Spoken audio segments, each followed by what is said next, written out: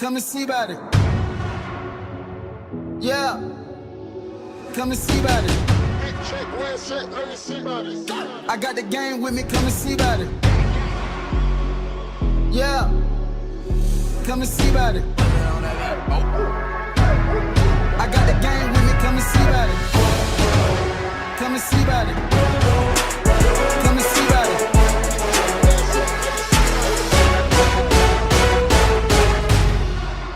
Come and see about it. Good evening and welcome to Friday Night Lights, where this week the 2-0 Basha Bears will be taking on the 0-2 SAGUARO Sabercats. I'm Jaden Ricken, and joined alongside me tonight is Tate Fitzpatrick. Tate, this is a big game for the Bears. It's kind of a revenge story. It's their homecoming game. Last year, they lost to the Highland Hawks 22-21, so they're looking to win this year, make up for it last year. What went wrong last year, and what are they trying to change now? Well, last year, obviously, their defense wasn't playing very well. They let Highland score 22 points on them. But this year, there's a lot of new guys coming in. Most of the defense is juniors. In last week, they only allowed 3 points to the Mesa Jackrabbits. So they've definitely improved on defense. Another thing they've started working on more is the running game. Tell us a bit more about that.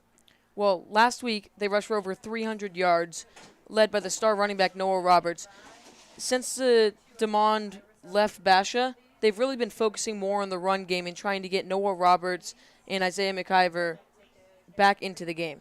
I like the way that those two have played. They've kind of bounced off of each other. You've seen some great runs from Noah, and then next drive they give it to McIver. They've bounced off each other well, which I'm sure is great as a running back. It's tiring, so you're getting great time to rest on the bench in between plays. I like the way that the Bears have incorporated that into their offense. But Emmett Morris is on the sideline tonight with an injury update. Emmis, what do you got?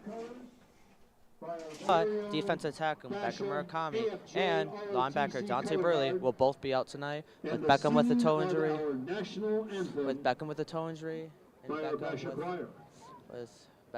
injury, and Dante with a season-ending knee injury. Coming into this game, cornerback Trey Knox, Jeremiah Grimes, and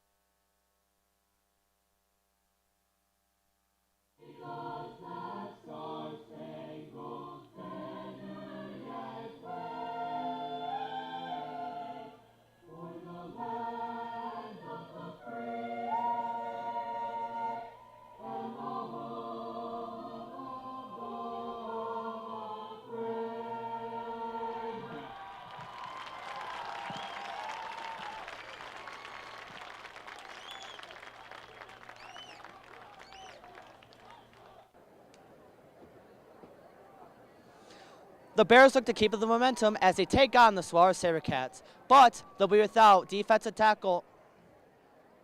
Beckham Murakami and Dante Burley, as they're both out with injuries, with Beckham with a toe injury and Dante with a knee injury. Coming into this game, corners Trey Knox and Jeremiah Grimes will questionable, as well as defensive tackle E.J. Washington. Trey will be playing tonight, as Jeremiah and E.J. will both be out tonight. Back to you up top. Thank you for that, Emmett.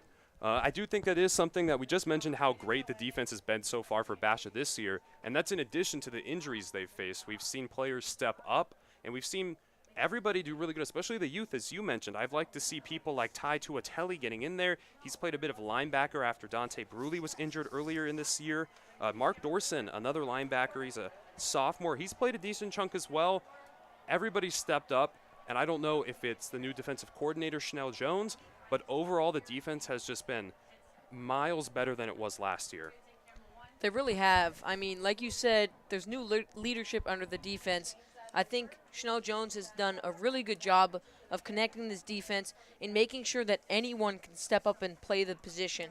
Like you said, we have Trey Knox that was out for the first 2 games. Of course, now he's back. But we saw corners go in and take his position, and they were doing a good job locking down the Mesa air attack. We even saw Gio Richardson getting in there a little bit. I'm excited to see what they can continue to do tonight against the Saguaro Sabercats.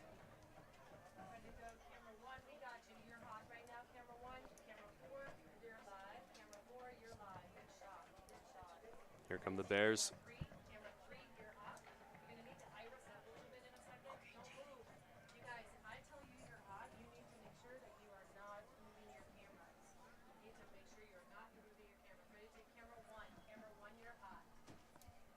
Bears are walking out to the tunnel, about to take the field.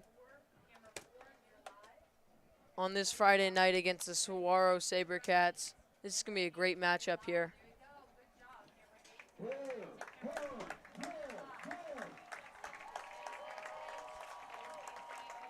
You can see right guard Sam Garcia leading the Bears out of the tunnel. And stay tuned, guys. This halftime, we're going to have our second episode of Basha's Best, our new segment where we spotlight a different Basha athlete each week. So that's coming up at halftime this week. And this one's about Sam Garcia. Looks into what he does outside of school, how he does other things inside of school, on and off the field. We also got an interview from his offensive line coach, Tim Kelly, about what he's meant to the team and how he acts as a leader. Once again, that's coming up at halftime, so stay tuned. Don't turn off then.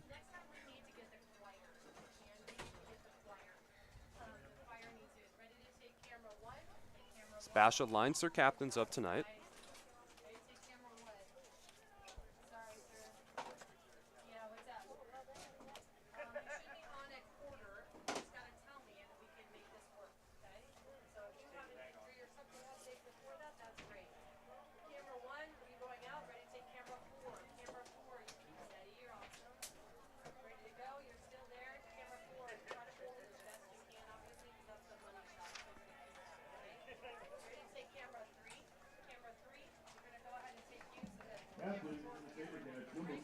Anthony Bouchard, Cash Brock,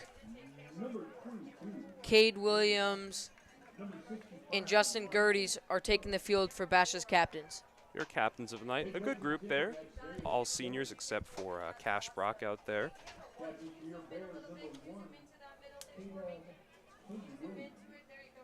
Number 4, Cash Brock. Number 58, Justin Gerdes. And number 64, Anthony Bouchard.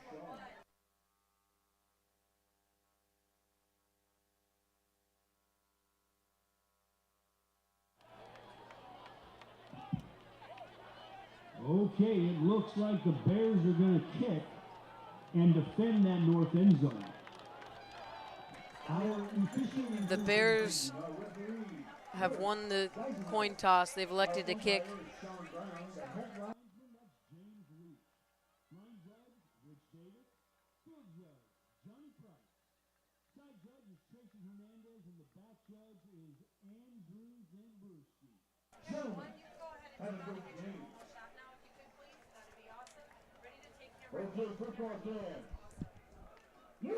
As Mikey Barth leads his special teams out onto the field. It's become a bit of a trend here each week talking about the special teams, and this week there's even more changes. They have a new holder for extra points and field goals this week. It's Brooks Weber. We'll see how he does, if that will finally be the missing puzzle piece that the Bears have been looking for on special teams, but it has been a struggle for them to convert on extra points so far this season. It really has been. I mean, it's been a little bit hard to watch, especially since we know Mikey's a pretty good kicker. When that hold does get down, he usually drills the ball through those posts easily. It's very, very, very sad to see that they can't get this holder position down.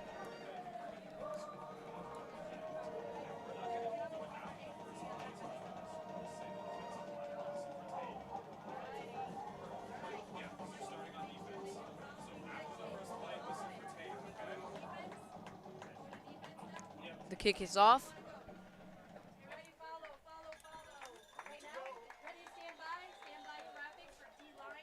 And the kickoff by Bart. Gives me an opportunity to thank Great Choice Chiropractic. Great Choice Chiropractic is the quality of life mind. So give a visit. They're getting over the way one-on-one. Great Choice Chiropractic.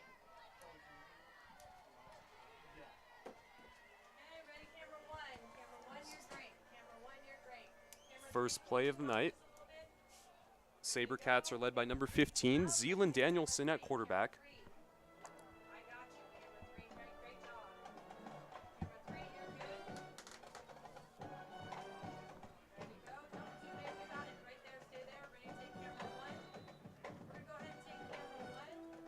Running back is number 6, Elias Johnson. Flag on the first play of the game, not what Saguaro wanted.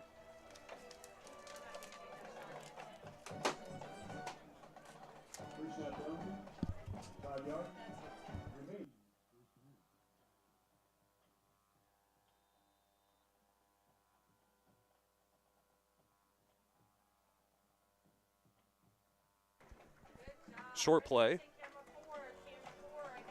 Whitaker with the reception. Knocked out of bounds by Williams.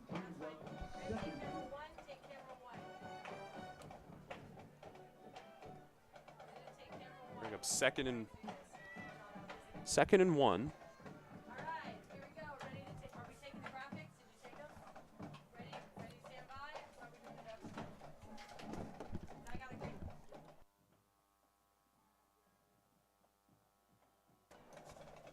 Quick pass out to his right. Caught at the first down. Falls for it. They got the first down there, but Basha did a great job of tackling him in the open field out there. Of course, he converted, but it was still a great play by the defense. That was Whittaker with his first catch of the night.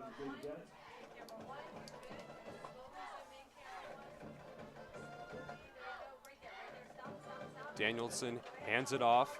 Johnson met at the line of scrimmage. That's something Basha did a great job of last week, stopping him. They had numerous plays where they stopped him for either 0 yards or loss.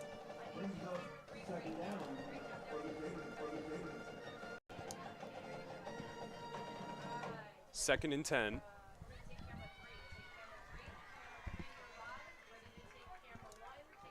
Danielson on the keeper. Ooh, big hit from behind there. That was a great play by Saguaro. Danielson had the option to either pitch the ball or run it. He chose to run it there because the Basha nickel was able to get in there. That was Blue Dantzler who was the one to finally bring him down on the tackle.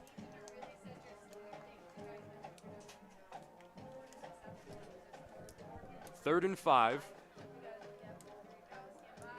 Danielson rolling out to his right. Holds on to it. He's got a lot of pressure. And an incomplete pass that was almost picked off will bring out 4th and 5 for the Sabercats on their first drive of the night. Very strong first drive for the Basha Bears right there, showing how they could easily stop this offense. They allowed 1 first down, then stopped them. 4th and 5. We're probably going to see a punt here.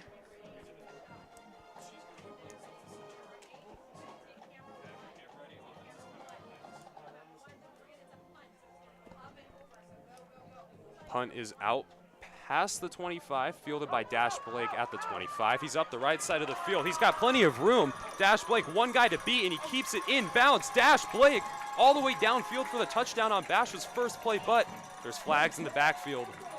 Looks like it's probably going to be a block in the back on Basha. That is killer right there. Great return by Dash Blake.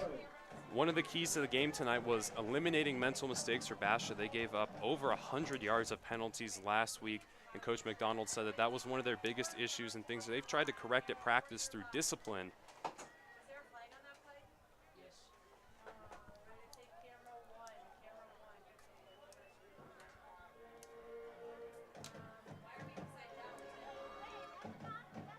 And this ball is being brought back all the way to around the 20-yard line.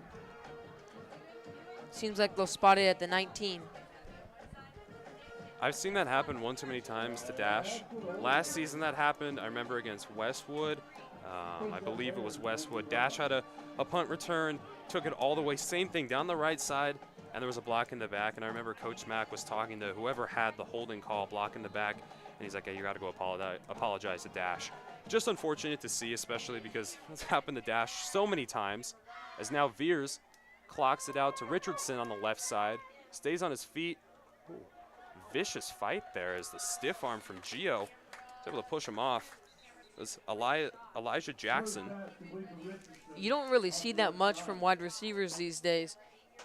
The defender was on top of him, and he shrugged him off to get 2-3 more yards on that play. He definitely had to fight to stay on his feet there. That wasn't easy. We'll bring up 2nd and 4.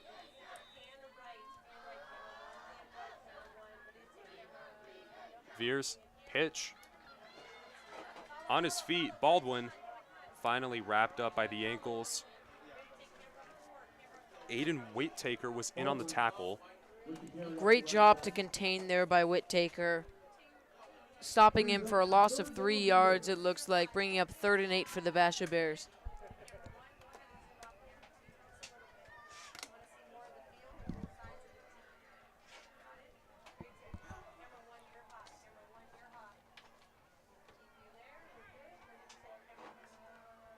Veers rolling out to his left, got some pressure, throws it deep. Up into the, oh, and it's dropped. Noah Roberts was there for the catch and just couldn't hold on to it. He just dropped that ball right there, got past the safety, great throw by Brody. I honestly don't know what happened. You could hear it in the crowd there. It was just a collective gasp as everybody knew if he caught that, that was an easy touchdown. He had nobody around him.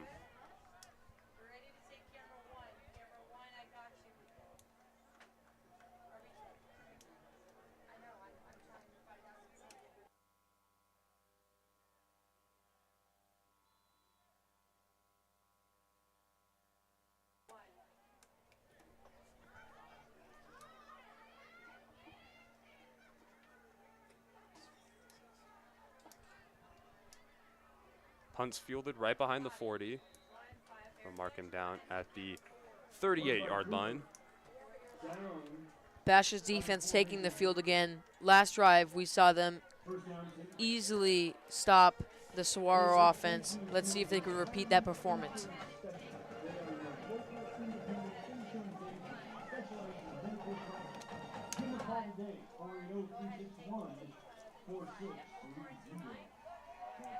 On the field there, we can see Blue Dantzler, Tony Tahi, David Kale, and Ty Tuatelli on the D-line. Behind them at the linebacker position, we have Mark Dorson, Eli Kramer-Cronin, and Caden Smith. Danielson holds on to it, and he throws it back across his body. That was a crazy pass. It's caught by Mason Whitaker. At the cornerback position, we have Mello Adams, Roger Rivera, Caden Williams, and Caleb Garcia.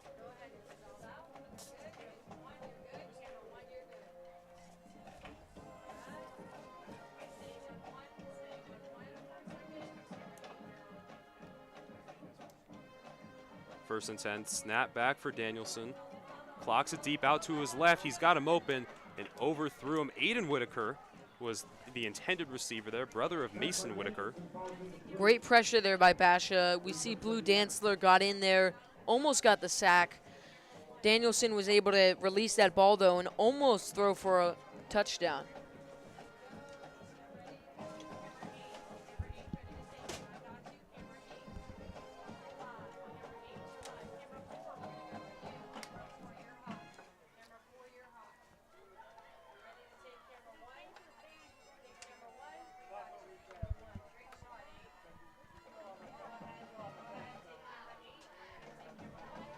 Second and 10. Quick pass out to the sideline. He's got the first down. Last drive, we saw Basha stop Saguaro basically right where they started. This drive, the Sabercats are getting a little bit of momentum here.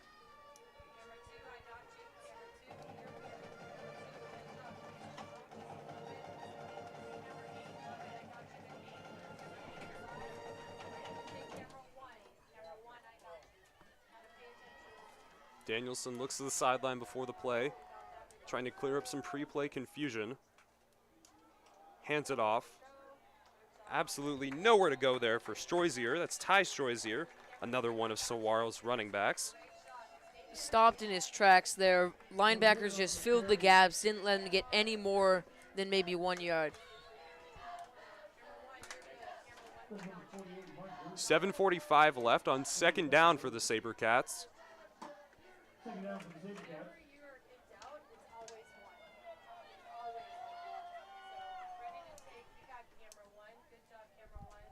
The Sabercats have done a nice job moving the ball down the field this drive. Let's see if they can keep that up.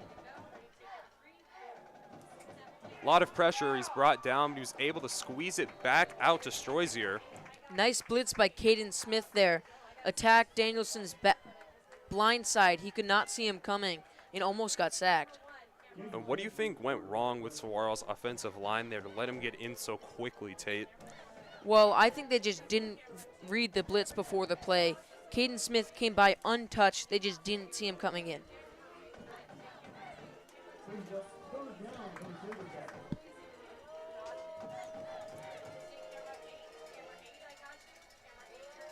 Another third down for the freshman QB from the 40-yard line. He's got an open guy, and he intercepted. Basha's first pick of the night. That is number 12, Xavier Rivera-Rogers with the interception. Great play call there by Schnell Jones. If you could see, they were only rushing 3 people there. They had 4 linebackers drop off into coverage. That's something we talked to Coach McDonald about before the game. Ty Tuatelli, he could play linebacker and D-line. That is Danielson's 6th pick of the season. And I mean, that's a little crazy, Tate, having 6 already so far, but he is a freshman, so he's stepping into varsity. He's new to it. You got to give him some leeway. Here comes Veers, another varsity starter this year. Out to Gio on the left side, who's able to stay on his feet and make his way through traffic for a gain of about 4 on the play.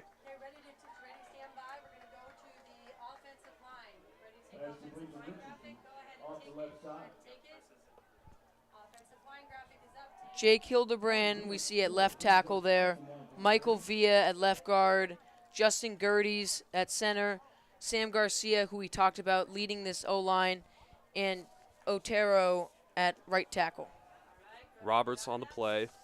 Gets the push for the first down.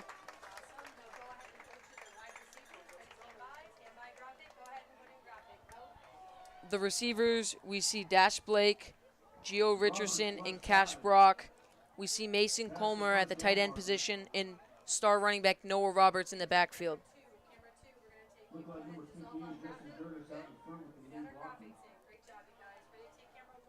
First and 10, back to Roberts. He's got a hole up the right side. Met some contact, but was able to fall. It'll bring up 2nd and 1. Great run there. They were able to create a huge gap for Noah to fit through there. That's something that we saw last week, him just being able to hit the hole and run full speed through it.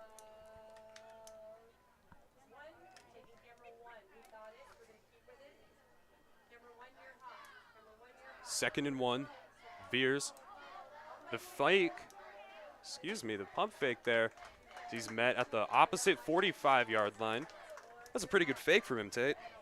It almost didn't even look like he meant to do that. I mean, he did fake out the entire defense, but it seemed like he almost faked it a little bit too much and the ball almost slipped out of his hands. Do you think that's a play that they ever practice in practice, or is that like a split last-second decision, hey, I'm just going to pump fake it? I think it was a split decision. Roberts through the hole, stays on his feet, does get tripped up. We'll bring up 2nd and short. Something we talked about last week, Noah Roberts always staying on his feet. After contact, it doesn't matter when, he just always keeps on chugging.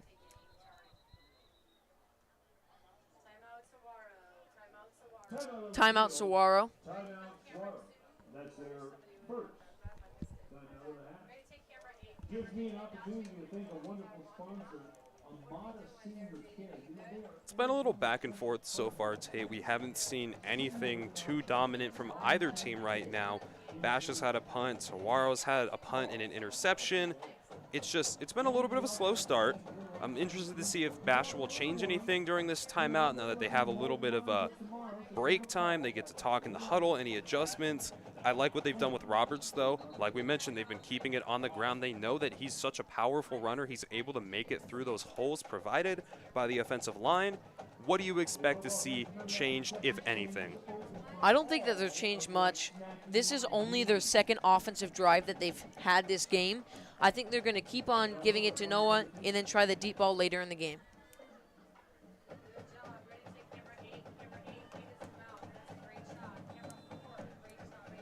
Second and 1, coming out of the timeout now.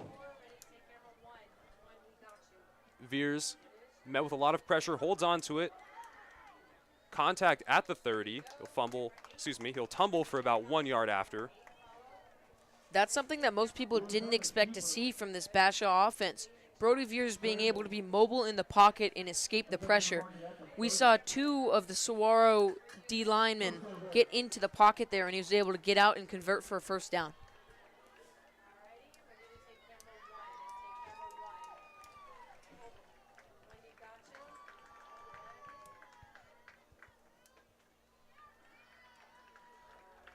With 4:45 on the clock, the Bears continue to drive down on their second possession of the night. Veers, screen pass out to Gio on the left side. Down the sideline he goes, and he's pushed out at about the first down. Cash Brock out there was blocking really well. He was holding the Saguaro corner, letting Gio turn it upfield for a first down.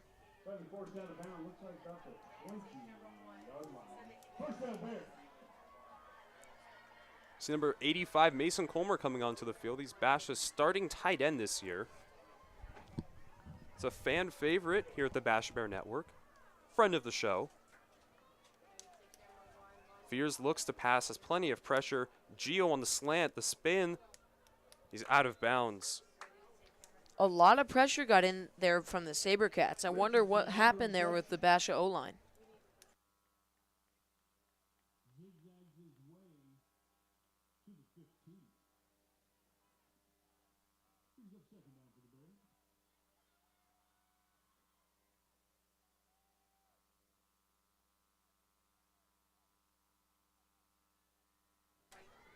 Second and 5 from the 15.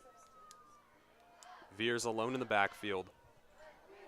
Finds Brock, and he's in for the touchdown. The Bears' first score of the night as Brock was able to squeeze on in there. That was a great in route right there by Cash Brock. Went upfield, 1-2 yards, cut it in, caught the ball at full speed, and was able to easily walk it in for the touchdown. Moment of truth now, Tate. Basha's special teams will take their first extra point kick of the night. So you mentioned pregame tonight. The holder is Brooks Weber. His name isn't said much here, and we're going to see how he does. And it's a fumble. Barth holds on to it, and he's going to run it out to the sideline. Does he get in? The pylon's on the ground. And they're marking him short. No two-point conversion there for the Bears, and maybe that was a bit of commentator's curse there, Tate, in the middle of describing the new holder, and it goes wrong. This trend is becoming very worrying for the Bears. They're starting to move into some of their district games, which does have some tougher opponents they're going to have to face, like Hamilton later in the year. We say this every game, but you cannot have easy points like that missed every time. Think back to Highland a year ago. They lost by 1. An extra point, and even more than 1 missed extra point, that's clearly a difference maker. It really is. I mean, Basha's been trying to get this holder position down for the last 3 weeks now. This is their 4th holder they've tried this season, and none of them have been working.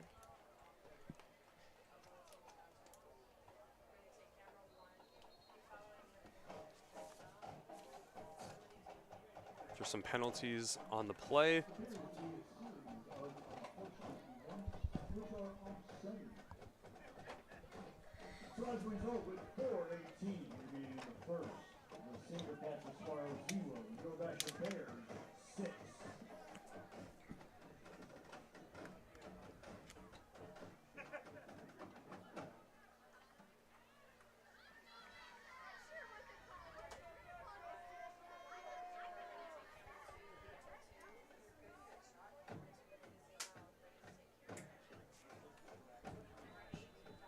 Bard set to kick for the Bears.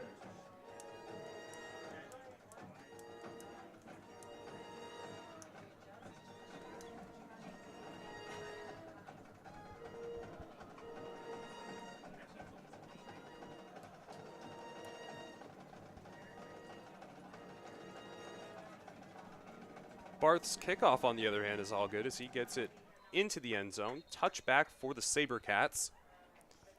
We've seen these past 3 games. Barth has the leg to kick these field goals.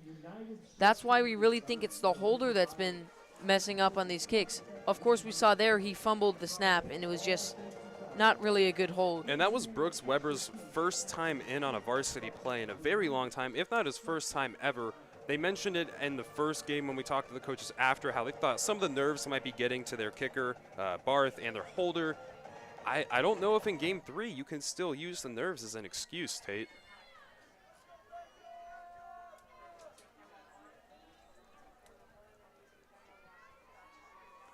Coming off the interception, we'll see what Danielson can do to make up for it. Screen pass is tackled at the line of scrimmage, no gain on the play. Nice job there by Xavier Rivera-Rogers. We saw him earlier this game with the pick already. He fought through that block and was able to make that tackle. Very good tackle.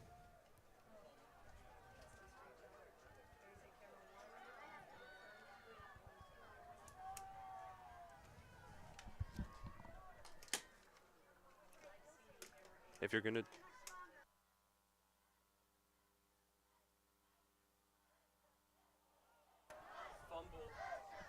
fumble in the backfield.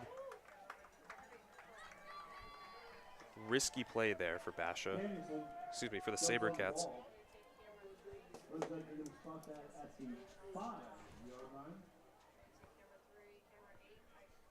Third down for the Sabercats.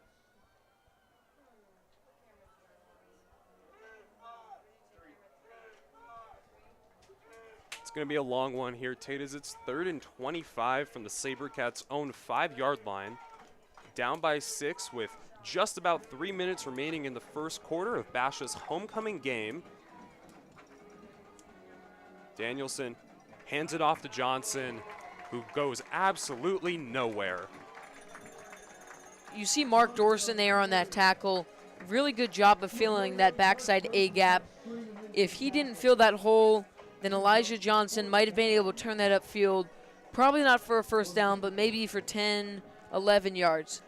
4th and 27 from the 3-yard line. They're pretty close to their end zone here, Tate. Wonder if Basha may be able to get in and get a block, get a safety here on the punt. See what happens. Last drive, we saw Dash Blake return one. Of course, it was called back, though. We could see that here. And that's a very short punt. It bounces, and Dash fields it at the 40. Wrapped up right at about the 39-yard line. Dash Blake, decent punt return there. Inside the 35. Looks like they're going to mark that at the 33. Unable to return it like his last one. But, yeah, he was able to gain 10 yards on that return. First down for the Bears. Official spot will be the 33-yard line. We want to thank you guys for all tuning into the Basha Bear Network tonight. We're a fully student-ran live video production network here at Basha through our multimedia and film program. So bear with us through any mistakes or any technical difficulties. We appreciate all you guys do in terms of support. So we also appreciate when you guys help deal with our technical difficulties, as Veers has some difficulties of his own and had to take the keeper up through the middle. That was just total miscommunication there by Out to the 28 with the assistance number 71. Veers and McIver.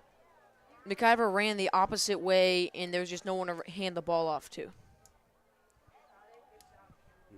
Very little room for him to go again.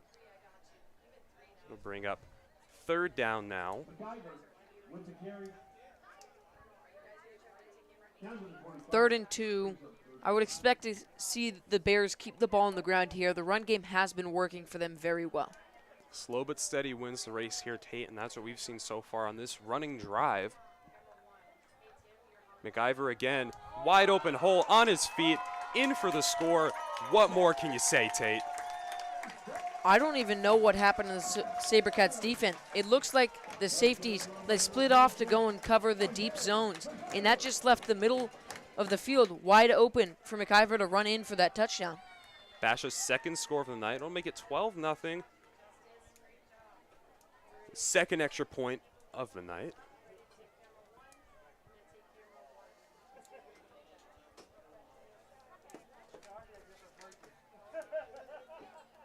Brooks Weber is no longer out at holder as it's backup quarterback number 18, Hayden Rodriguez this time. Him and Barth started to connect in the 2nd half of last game. As they connect again, 13-0 in the stands. They're going crazy here for an extra point, Tate. You don't see that often.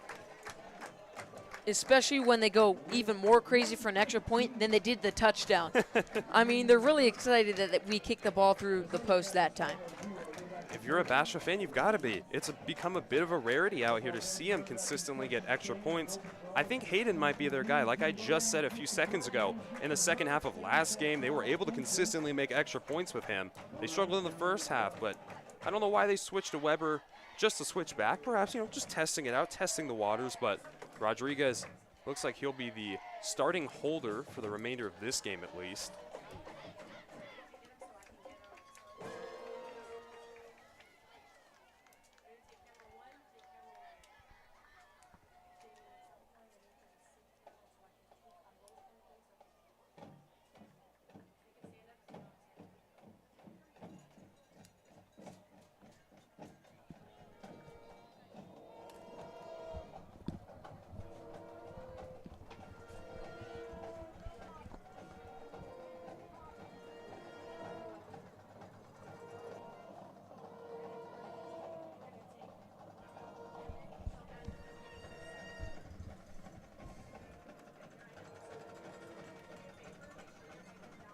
Kickoff is beautiful as always here for Barth. Out of the back of the end zone like usual. The Sabercats will get the ball at the 25. Let's see if this Basha defense can hold them yet again. I think they will, Tate. They've already got 1 interception on the night. They haven't let the Sabercats score. They only gave up 3 against the Jackrabbits last week. They're on fire right now. They really are. I mean, we talked about it earlier, how the new defensive coordinator, Snow Jones, could be part of that.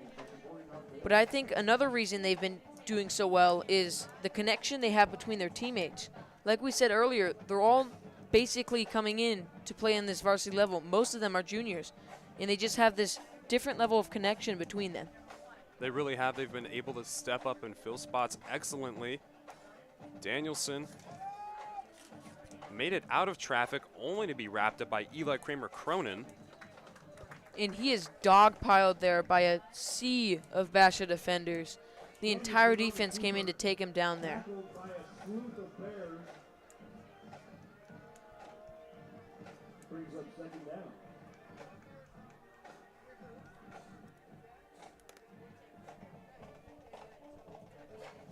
Under a minute now in the 1st quarter. Bears up by 13 as they have shut down Saguaro's offense. Looking to repeat that again on this drive. And a behind the line of scrimmage tackle. Great job there from the Basha defensive line to get in there that quickly. The Bears sent 5 people in there on that play, sacking Danielson for a loss, bringing up a long 3rd down. You can see most of the defensive line starters in there right now. Blue Dantzler, you can see Tony Tahi was just in there. David Kale. They've got all of the starters out there because of what Coach Max said to us before the game. They're looking to run it up early, and they're not looking to stop the momentum, right? They want to keep applying the pressure. They're not going to send in the backups because it's homecoming just yet. They need to run up the score enough. That way they can get a comfortable lead, something that I think a lot of people kind of, they look over some of these games like this. Some people call them a trap game, right? They're like, oh, well, we would say we're better than this team, and if you ask that general person, right, the average person, they would say that Bash is expected to win this game. You don't want them to get into that mindset, because then some of the players might not take it as seriously. So I think what McDonald's really focusing on is saying, hey guys, we lost in homecoming last year. That was embarrassing. Let's not have that happen again. Let's continue. Nope. Yeah, we were talking to Coach Mack before the game, and he was really emphasizing how they need to get revenge from what happened last year at homecoming, how Highland beat them by 1 in their homecoming game. They have to go and take that out on the Sabercats.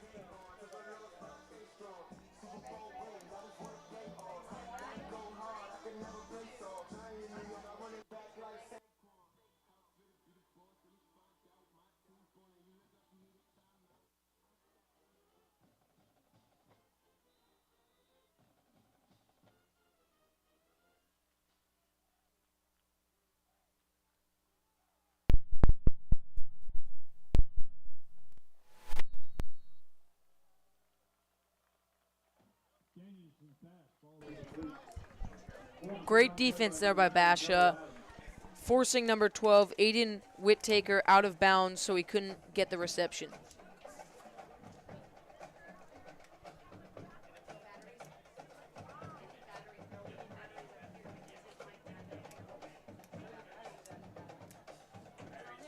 Another stop there for Basha to begin the second quarter. Looking good for them, as the Sabercats will punt once again. Dash Blake looking to take one back to the house on homecoming. He's already had one called back tonight. Fields it behind the 50. He's got room on the left side. Instead, he's tackled at about the 48-yard line. He's fielding some questionable punts here. Most of the coaches probably would want him to fair catch that ball right there, but he really wants that touchdown that he was robbed of earlier this game.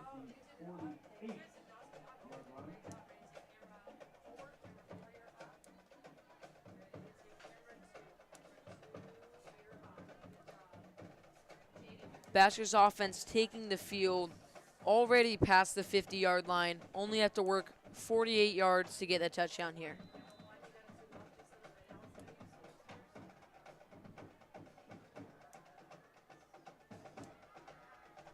Brody out to Baldwin, and he is instantly wrapped up there behind the line of scrimmage. Not the best offensive start there.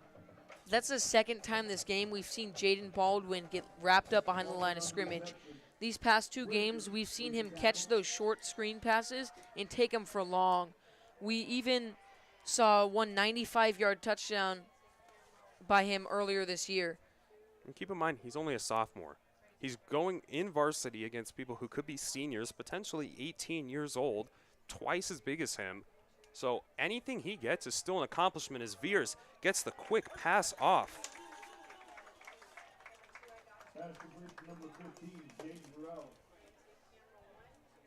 Jaden Burrell on the catch. That's a name we do not hear a lot around here, Tate.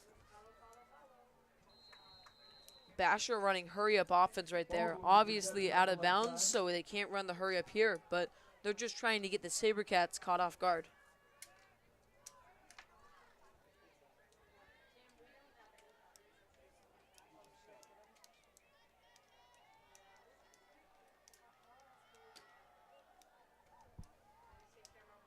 Snag tackle there from SAGUARO. That was a great play right there by Basha. Read option, could have handed it off to Noah or taken it by himself. He took it by himself and picked up the 6-yard gain for a first down. Drop back. Deep pass. Incomplete. Bounced out of his hands. Roberts again on the incomplete pass. And tonight, so far, Tate has not been his night. That is the second time this game we've seen him drop a deep pass. Now, he has been doing a pretty decent job on the ground, but in the air, it seems like he just can't catch a ball right now. And that's 2 he would have had for a touchdown as well. Hopefully that doesn't get in his head, right? Obviously, as you just mentioned, he's been dominating the run game, and don't want to let those incomplete passes affect that mentally. Veers is going to scramble out to his left. Stayed on his feet. He cuts back inside. He's got room. Veers all the way in for the touchdown. Damon Williams Jr. Tate. I don't know if he's Damon Williams Jr., but that was a great play by Basha right there. I mean, all of the receivers blocked downfield. The coaches love to see that. We saw them stand up and get so excited in the box next to us. They love to see the blocking downfield. You don't know if that was Damon Williams Jr.-esque? Are you kidding me, Tate? Did you see that? All right, Jaden, all right. That was a great job there, though, from Brody Veers, showcasing, we mentioned it last game, how good he is at both sides of the quarterback, that is throwing and running. The extra point is good. 2 for 2 here with Hayden Rodriguez as Veers continues to lead his Bears down to the end zone. They really are showing promise on offense right now. They started slow. They started with that punt, but now they're sort of getting into the rhythm of things. The run game's working. The pass game really hasn't been going well, but right now they're playing well. And stay tuned. We're going to go back to Emmett Morris. Like I said, we apologize for any technical difficulties we've had. Jaden, Tate, I'm here with Basha alumni and former punter Nick Theisler. Nick, how are you doing today?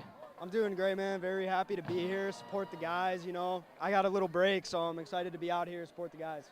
Now, the special teams has been struggling a little bit. Have you had any message to them over the past week?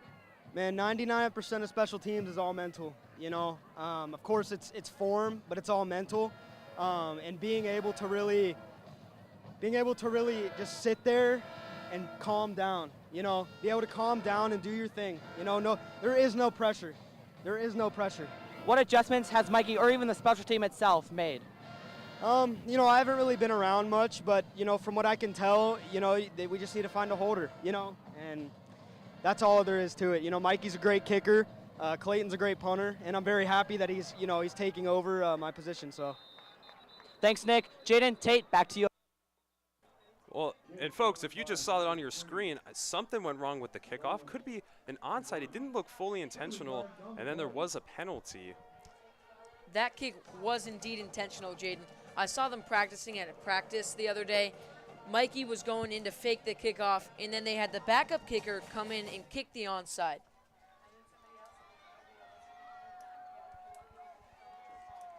I almost don't feel like the special teams is ready. Like, I didn't see enough of Basha rushing to the ball. On an onside, you have to beat the receiving team to the ball. That's the whole point. Whether you get a bounce and then you beat them to it, or you're just faster, I didn't see any of that. That was fielded by SAGUARO very easily there. I feel like it was just a little bit too early in the game. Maybe if it was a little bit later and you've done more kickoffs, then SAGUARO would be trying to cheat the kickoff and run back earlier, letting you get the onside kick. It's a false start on Basha, or illegal formation, excuse me. Okay, so penalty, false start, kicking team. Was a false start. Shouldn't double guess yourself. That's a life lesson to any viewers out there. The kicking unit will be back on the field any moment now.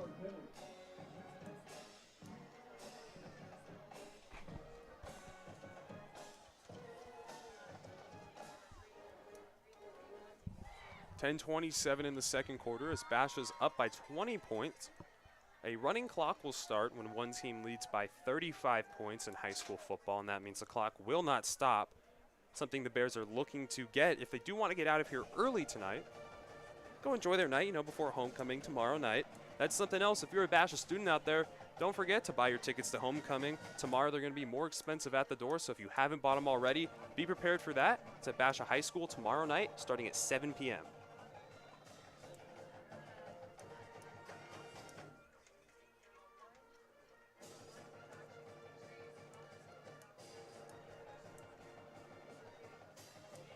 They'll redo the punt here.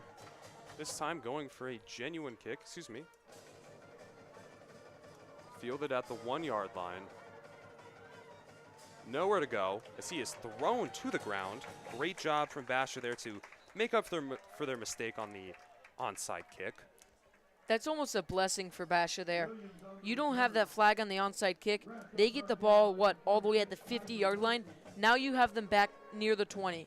I'm actually surprised that the Sabercats didn't decline that penalty.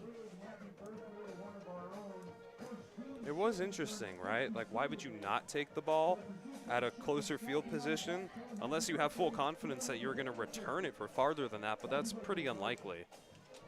It really is. I mean, having the ball at the 50 is, of course, much better at having it inside the 10-yard line, and they might have even had a chance to score there.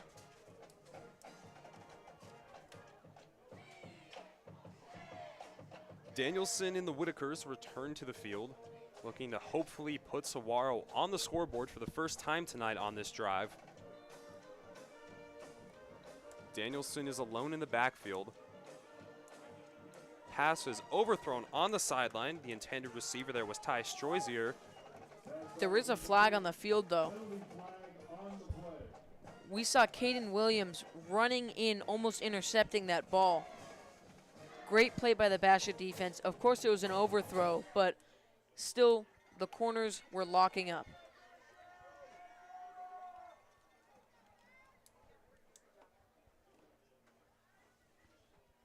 Holding penalty on the defense. They're walking that one out to the 18-yard line. First down, Sabercats.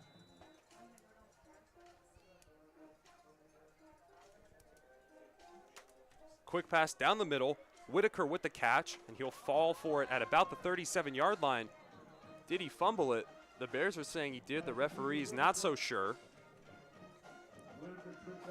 They'll mark him down before the fumble, leaving Saguaro's offense out on the field. Great play by Saguaro right there. We're able to get into the middle of the field, right between the linebackers and the safeties, gaining around 20, 30 yards. And there was some actual offensive movement there. Mason Whitaker, he caught it on the run. Great job from Danielson to lead his receiver to allow him to get more yards after the catch. Saguaro's going to be looking to do way more of that tonight if they want to make a comeback. Stroisier in motion, gets it out to the left. Nowhere to go. Great tackle there from Trey Knox. Trey Knox has been injured. He got injured during the scrimmage against the Liberty Lions before the season, and while he's not starting tonight, Basha is working to reincorporate him back into the defense slowly, one at a time.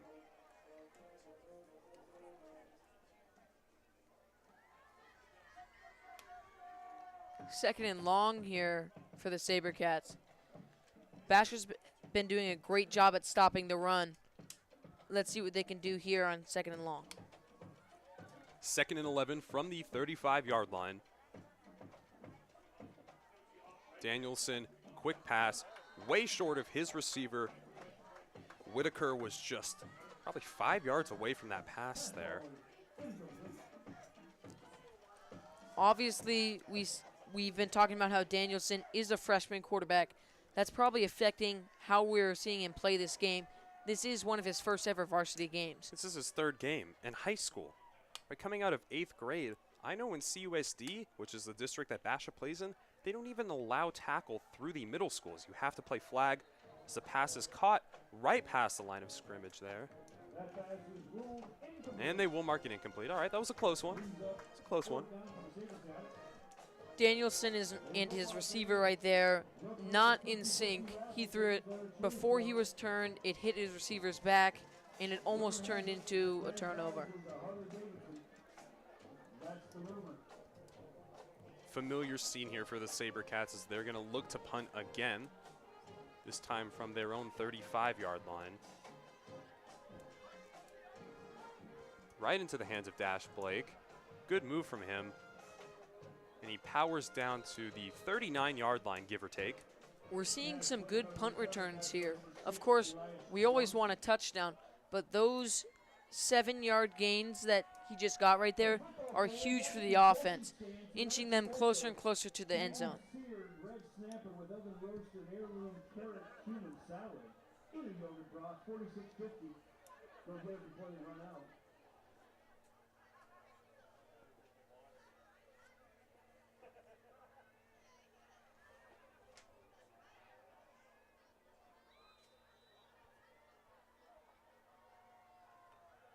Roberts on the carry. He's tackled at the 47-yard line, excuse me. We've been talking about it tonight. Noah has been explosive on the run game. The air attack, though, he's dropped 2 deep passes. It doesn't look like it's getting in his head so far. We'll see if he continues his domination tonight. He was tackled at the 42-yard line, folks. Sorry about that. Back to Roberts. Quick catch out to the left. He's grabbed down to the 49-yard line. This time it's actually the 49-yard line. Didn't mess up this time, Tate. Basha's moving the chains well this drive, having a good balance between the quick pass and the run game here.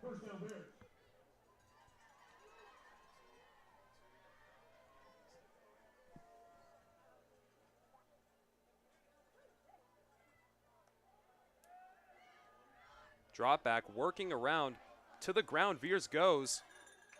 Ankle tackle at the opponent's 47-yard line. Very good job there by Veers of getting out of the pocket and scrambling for those 5 yards. Almost was taken down in the pocket. SAGUARO has been very, very good at getting pressure on him today.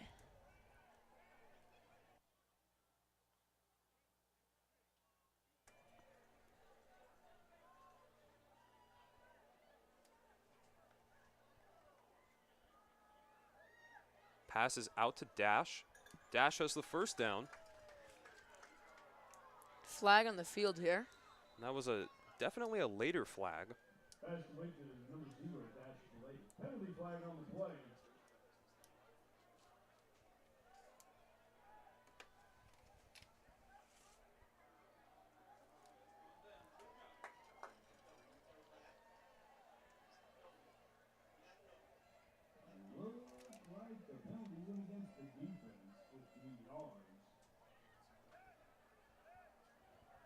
Face mask there on the defense, moving the ball up 15 yards. It's not often we see Basha get penalties that actually help them on offense, Tate. So a bit of a surprise there, and also a bit of a break as they gave, like you just mentioned, Basha 15 extra yards. Quick pass down the middle. Mason Colmer with the reception. That is his first reception on the year. Last year, he didn't play tight end. He was playing a little bit of O-line. This year, he's been starting tight end since spring ball, and he's really just been putting in the work. Happy to see he finally got a catch. He's really grown into the role well. If you ever get a chance to see him in person, he just looks like a tight end. He has that build. Veers down at the 5-yard line there. He's taking it on the ground a lot tonight. He really is. The pressure is getting to him, but he's doing a great job of evading that pressure and breaking out for runs.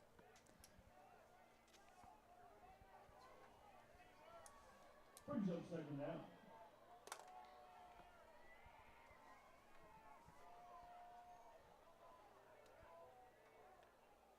Second and 5 from the 5-yard line.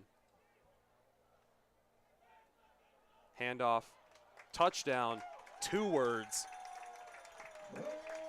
Noah Roberts right there. Yet another touchdown. I think that's more than 2 words, Tate. Sorry, Jaden, that's my bad. It's all right. Counting's hard. Basha, though, they're good at counting right now. The score is 26-0. They are 9 points away from the running clock starting. Potentially 8 here if the extra point is good.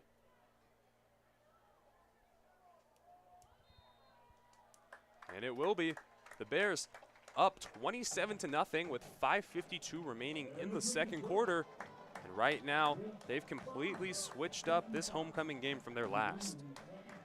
They really have. I mean, this point in the last game, it was what?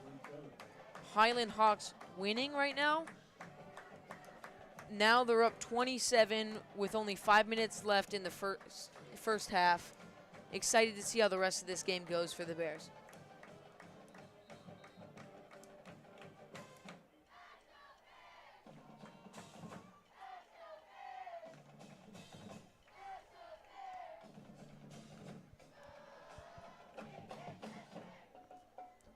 you guys missed it earlier, stay tuned this halftime for our second episode of Basha's Best. Our new series this year, we spotlight a different Basha athlete this week, and we give you an inside look into their life, not only on their field or court, but inside the school and at home. We talk to some of their coaches, parents, friends to learn more about them. This week, we feature Sam Garcia, one of Basha's starting offensive linemen. He's been a leader here, and it's his senior year. So don't forget, stay tuned at halftime to see Basha's Best Episode 2, Sam Garcia.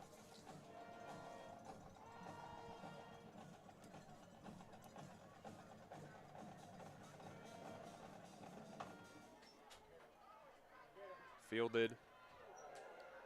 Powerful hit there. You could hear an audible gasp from the crowd. Although they only got it out to, the 14, 15-yard line, that was a great return there by the Sabercats. He was able to muscle through a couple tackles and stay on his feet.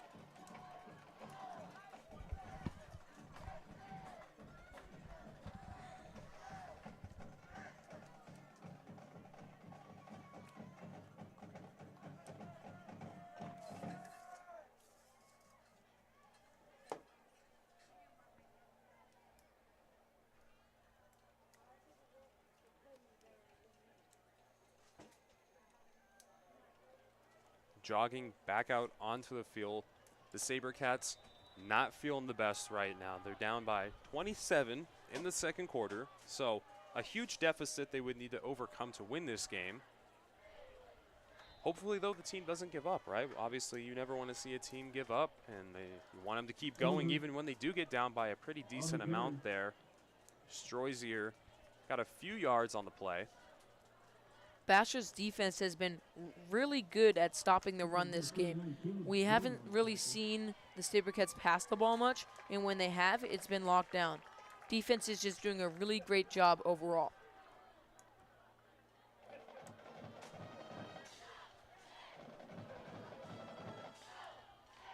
Danielson on the scramble. Good tackle there from Mark Dorson. Danielson with the keeper. Dorson. Third down and about 7 here. You'd have to expect a pass here by the Sabercats.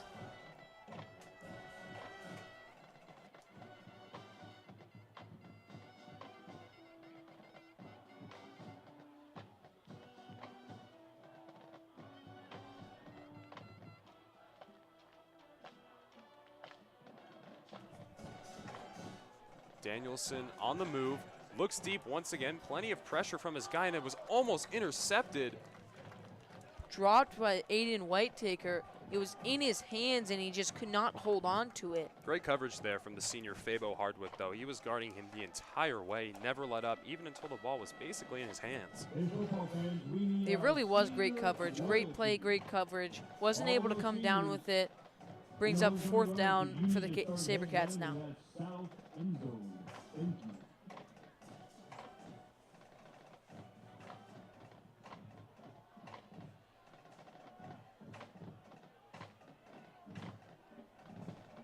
Fumbled punt, down at the 5. Oh, and it's Basha's going to pick it up here into the end zone. It's going out the back. Oh, no. Not the result Basha wanted there, and they had 2 chances almost to take it in. That was an interesting play there. Of course, we saw the muffled snap, and then we could just not pick the ball up. Basha was unable to recover it. Looks like it's probably going to be a safety. See, the referees themselves are discussing the call currently.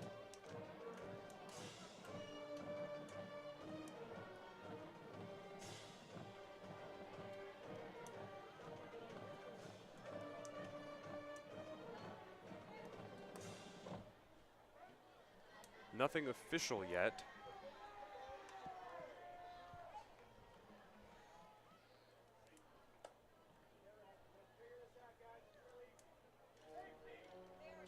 There's 3 ways that this call could go. It could either, 1, be a touchdown for the Bears, which I think is pretty unlikely. 2, be a safety, which is what I think happened. Or they could call it a touchback, and Basha could get the ball on their 25-yard line. I don't think any of the officials have decided yet. It is now the entire crew is out to discuss what the final call will be. And it is interesting, Basha didn't seem to have possession fully in the end zone. They had it near and then he fumbled into the back. It's definitely a weird play to watch.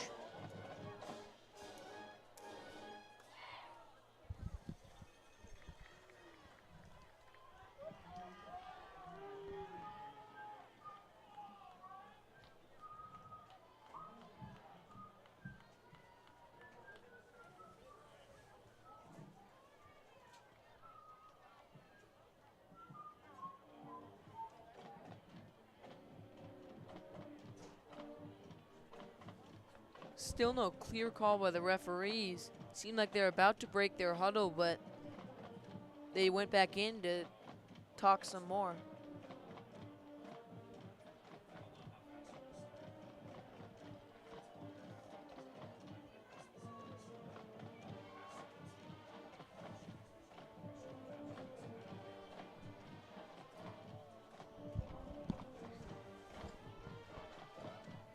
A long discussion right now, Tate.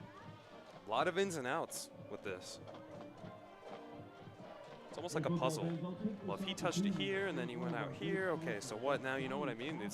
It's not a clear-cut answer. It's a great analogy there, Jade. They've placed the ball and they're calling back in some of the officials. I don't. Here we go.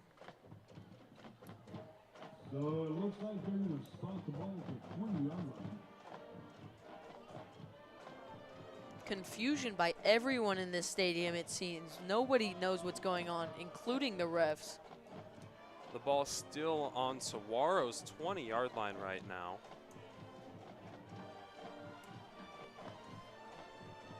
And on the sideline, we can see officials talking to Coach McDonald, trying to explain to him what is going on. Will all members of senior royalty please head to the south end zone entrance? That's the one down by the concession stand.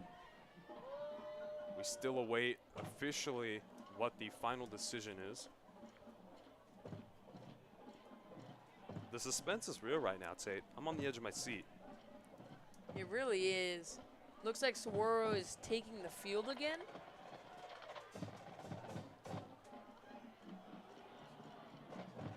And that's correct. As you can see, Danielson's back out there with his offense.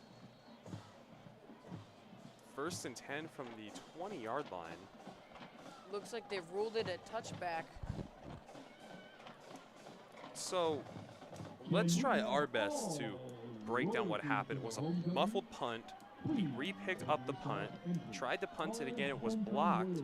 It was picked up and tried to be brought into the end zone. And there's the official call. The safety was just called. 29-0. So with the safety here, Basha should be getting the ball back. And like you were saying earlier, 35 points and it starts the running clock. They're at 29 right now. They go down the field and score a touchdown. Extra point or not, they're going to be in that running clock zone. So Saguaro seemed just as confused as Basha there. Now their offense is going to leave the field, bringing out special teams for the punt. But what happened there was Basha had it after, you know, some muffling near the goal line. They had it, and they must have marked him down in the end zone before the ball fell out and went outside of the end zone. Or they could have said that Saguaro fumbled it through the back. Interesting there is the referees are going to move the ball once again. After the safety, Suarez going to have the opportunity for a free kick. And folks, if you're confused at home, I wouldn't be ashamed of that, because I believe every single person in the stadium right now is confused as well.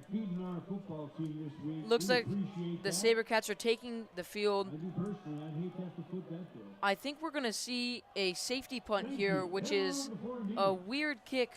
It's in between a punt and a kickoff. When you get a safety, you go out and you have to do this weird punt, and then you give it to the other team. I don't know why it's a rule, but that's just what you do.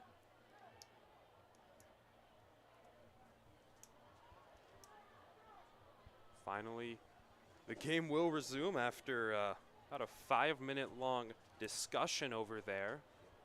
Don't think very many people saw that fourth down play taking 5 minutes when they hiked the ball, but now the Bears are up 29-0. 4:15 remaining in the second quarter as Basha is now only 6 points away from a running clock. The safety punt is out and caught. Dash Blake at full speed right now, and he runs into traffic for sure as they'll mark him down eventually at right about the 45-yard line. That was a late whistle there. He carried that pile 5 yards there, running full speed. He was able to run through contact. First down Bears, 45-yard line. Basha's going to really look to push the offense here, get that touchdown, which would put them at the 35 points to get the running clock started. And then after that, they might ease off the brakes a little bit. That might be the threshold that Coach McDonald is looking for.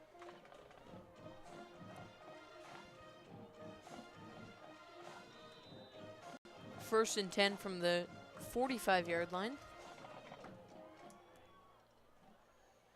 McIver in place of Roberts. Another pump fake from Veers as he throws it up deep into traffic. It's caught by Richardson on his feet. There we go, touchdown Bears, 35 points, and Gio Richardson continues game after game to show why he is one of the best receivers in Arizona. Great play there by Basha. Now, I wish we had something to replay. Looks like there's a flag on the field there. And gonna have to take back what I said there as they're gonna move back the ball. Penalty goes against Basha. It's the second touchdown they've had called back tonight, so they're gonna remain at 29 points. Holding call. Really unfortunate for the Bears. Kills a lot of the momentum they had.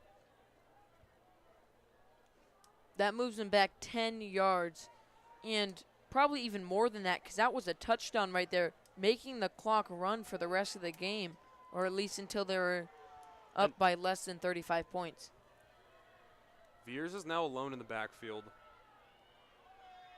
He's grabbed, but he's able to break out of traffic. He dips backwards, still on his feet, and he's able to get a pass off Mason Colmar wide open downfield. One guy to beat. He stays on his feet. Mason Colmar is in for a touchdown, his first ever varsity score. What a play. That was an amazing play right there. Brody Veers able to break 4 tackles in the backfield and get that pass 40 yards downfield to Mason Colmar. What a great job there from Basha to keep the play alive. Veers had so much traffic. He ran the one side of the field. He ran backwards. Looks like he was going to take off with it. Then he dropped back for the pass.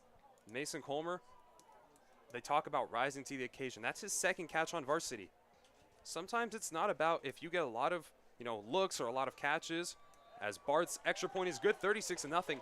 It's about can you make the catch in the right situation. And he did that right there, was able to score on it. Congratulations, Mason. With 3:35 remaining in the second. Sabercats SAGUARO 0, your Basha Bears 36.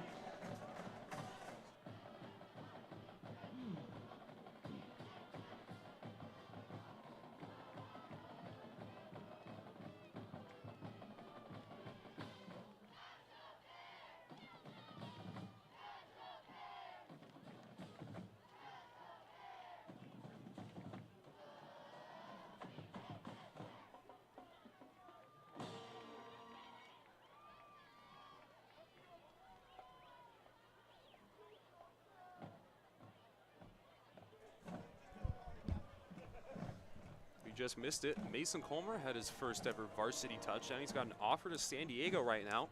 He visited there a few weeks ago with one of his teammates. This is his first year starting on varsity, and he's a 6'5" senior. Kid looks like a tight end all the way through if you ever see him. He's got the build for it, and clearly he just proved that right there. Score is 36-0, so we get a end zone kickoff from Barth. Will be fair caught by the Sabercats. Basha's defense taking the field yet again in this game. They've allowed 0 points so far.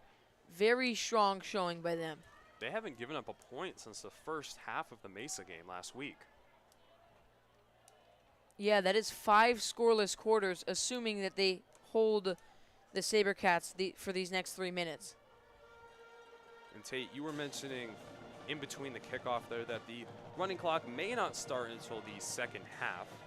We'll keep an eye on that and keep you guys posted.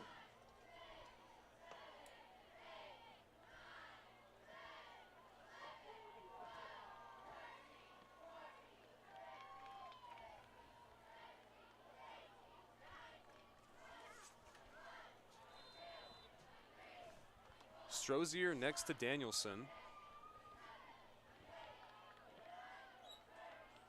Strozier fakes going out for a route. And in on the tackle is Ty Tuatelli. He had a great tackle last week that actually was part of the reason Mesa was held to a field goal. It was like 3rd and 3 on the goal line. He was able to snag a tackle right there and held them to 3 points, showing again why he's stepping up on varsity this year. All of the coaches love him. I mean, he played linebacker to start the year, moved around a little bit. Now he's at D end. Coach Mack loves his work ethic and loves his style of play. Danielson back to the air, down the middle, and a big hit, and they're going to throw a flag after that. Big hit there by Caden Williams. Of course, the flag's in. You just can't do that. If he had caught the ball, maybe they wouldn't have called it, but you can't hit a defenseless receiver that hard. Mason Whitaker was the one who got the big hit there. So far this season, he's had 132 yards and is averaging 8.3 yards a catch. On that catch, obviously, he would average 0 yards.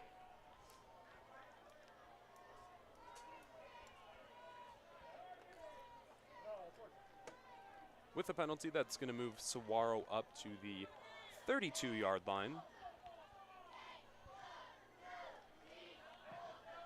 Ball 32. First down, Florida.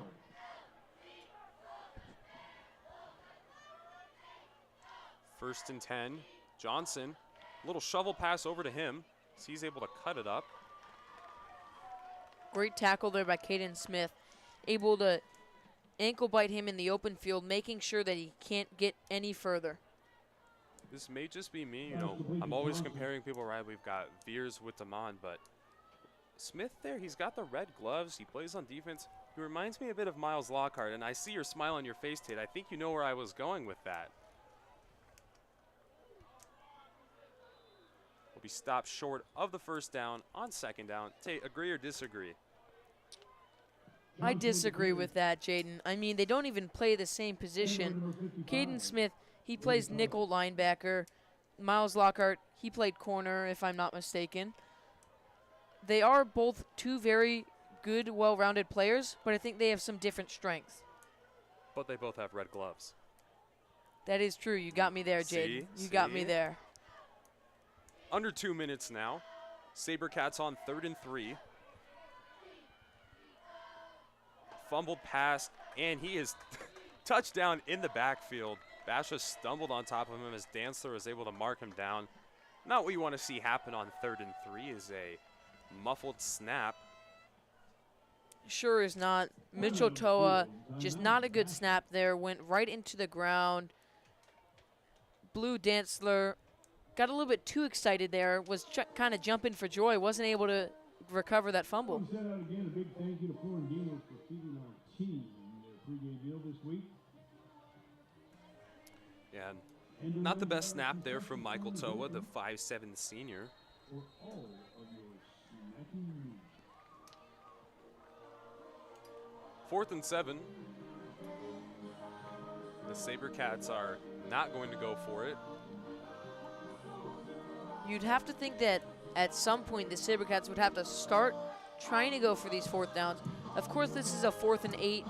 You're probably not going to get it, but you're down 36 already in the first half. You got to start at least thinking to go for these. Once again, during halftime, stay tuned for the homecoming royalty announcements, and right after that, we'll have our new episode of Basha's Best, our new segment where we spotlight a different Basha athlete each week. Blake on the reception, fights on the sideline for a few more yards. Like I said, that'll come at the end of halftime. This week, our episode is on Sam Garcia, one of Basha's starting offensive linemen, a great leader on the team. So we interview some of his coaches, you talk to some of his friends, try to get more about the player off the field and inside the classroom, learn more about them as a player. So stay tuned for that at the end of halftime.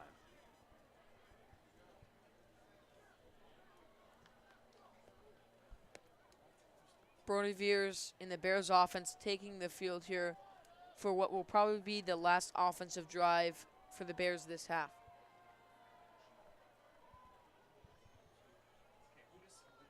First and 10 from the 40 here.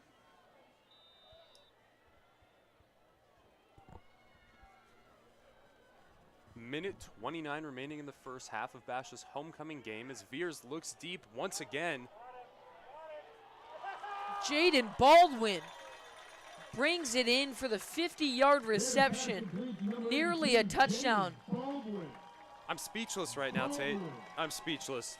Basha's offense is just tearing up Saguaro's secondary right now as Veers continues to show now his other side of the quarterback. He's thrown deep every play. He's got such a great arm. Speechless. It really is great to see Veers being able to make those big throws in key moments. In for the score is Roberts. That is his second rushing touchdown of the night. He is having a game today. Other than those 2 deep passes that he dropped, he's been playing really well. Let's talk about how fast of a drive that was. 2 plays, deep pass to Baldwin, easy score for Roberts. The score is now 42-0. Expect in the second half to see a lot of players going in that you might not typically see, including potentially your brother again? Maybe, who knows? My new favorite duo for the Bears, Barth and Rodriguez on the extra point. And it's good, those two, bread and butter right now for Basha's special teams as we're looking at 43-0 with 106 remaining in the first half on Basha's homecoming game. And it's good with 106 remaining in the first half. Sabercats 0, Bears 43.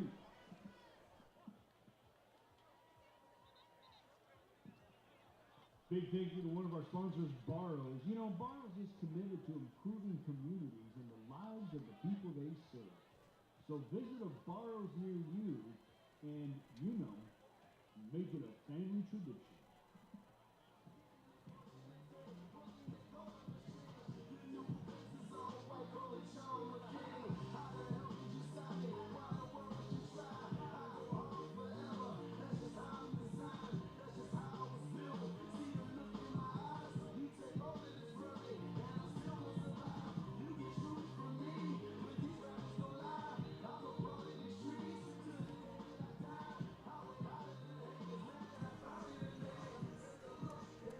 $43-0 here, the end of the second half. Barth, great kickoff into the end zone. We will see the Sabercats offense taking the field yet again. They have not been able to do much this game. The Basha defense stalling them almost every drive.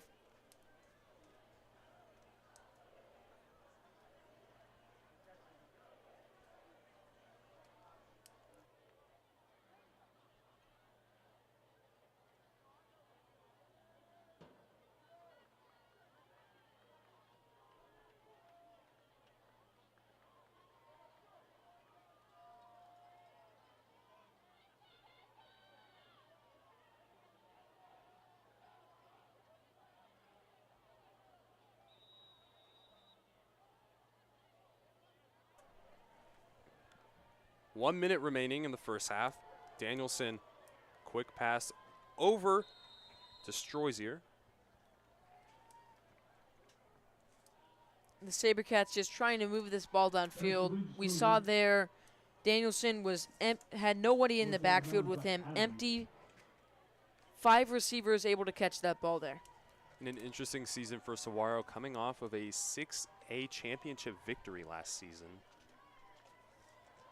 Struggling to hold up to that caliber of play again as they are 0-2. On track to be 0-3. Danielson has a wide open hole down the alley. There he goes, and he's brought down shy of the 35-yard line. They may give it to him. Looks like they will, right on the 35-yard line. 10 seconds left in the first half for the Sabercats as they look to get one more playoff. Score is 43-0. Danielson, quick pass out to his left, and it is incomplete. That will mark the end of the first half here at Basha's homecoming game. Score is 43-0 on the Basha Bears blackout themed night. The entire student section is all blacked out. And stay tuned, we have Emmett Morris up here in a second with an update on some of the injuries.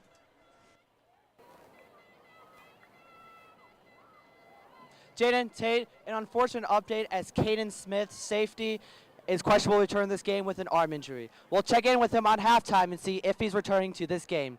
Thank you. Back to you. Thanks for that update there, Emmett. And Caden Smith talked about him a little bit. Star nickelback for Basha. Unfortunate to see him go out with an arm injury, and we don't want to speculate on any injuries, of course, but I do find it myself personally, correlation does not always equal causation, but there has been an absolute increase in injuries this season, and this is the first season Basha has with a turf field. Like I said, correlation doesn't equal causation, but you do have to take a step back and look at it as, okay, we've had how many injuries this year compared to last year? You just start to wonder, do the pros outweigh the cons for the players when you consider using a turf field? I think it's kind of too late to go back from the turf field. Well, sure. This took millions of dollars for Basha to put in, and it took many months for it to get installed. Coach McDonald, we've been talking to him about it. He thinks that it's okay and it's not what's been causing all these injuries, but if these injuries keep up, who knows? Bears, especially losing another defensive player, I don't know how many more hits their defense can take right now. I don't think they've seen very many offensive injuries, which is good. You want to see the least amount of injuries as possible, but any more defensive ones specifically, that would not be good for the Bears. As coming up right after this, we have Basha's homecoming royalty reveal, and after that, we have our first episode. Excuse me. We have our second episode of Basha's Best. This one's on Sam Garcia, one of Basha's starting offensive linemen. That'll be right after homecoming royalty. Stay tuned. You don't want to miss it.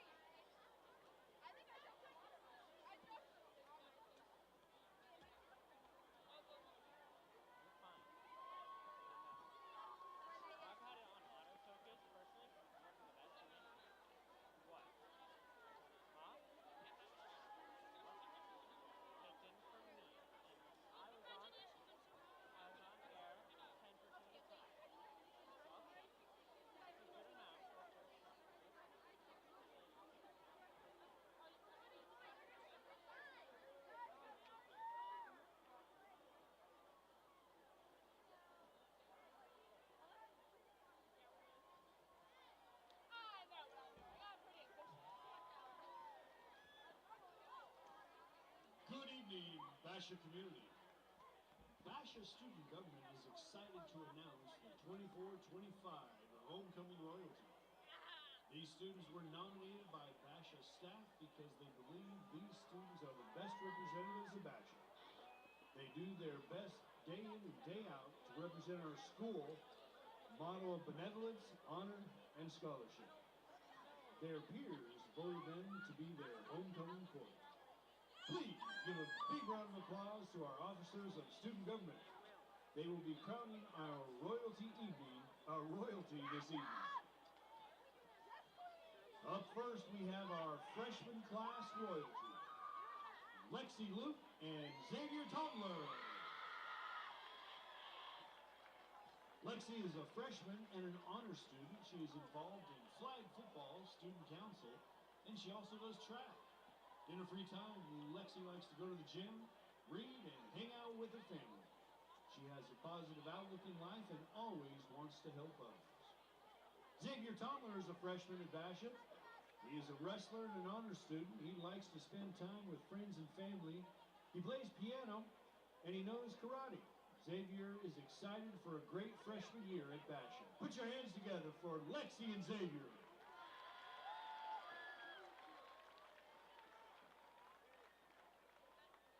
Up next is our sophomore class royalty, Milana Walseth and Gavin Mayhead. Milana is a current sophomore at Basha who's in honors and AP classes. She maintains a 4.8 GPA and is part of a cross country at Basha. She loves to spend time helping the community through different clubs and enjoys hanging out with friends and family. Milana is excited to continue being a part of the Basha community. Gab Mayhead's currently a sophomore here at Basha who is in honors and AP classes. He maintains a 4.6 GPA.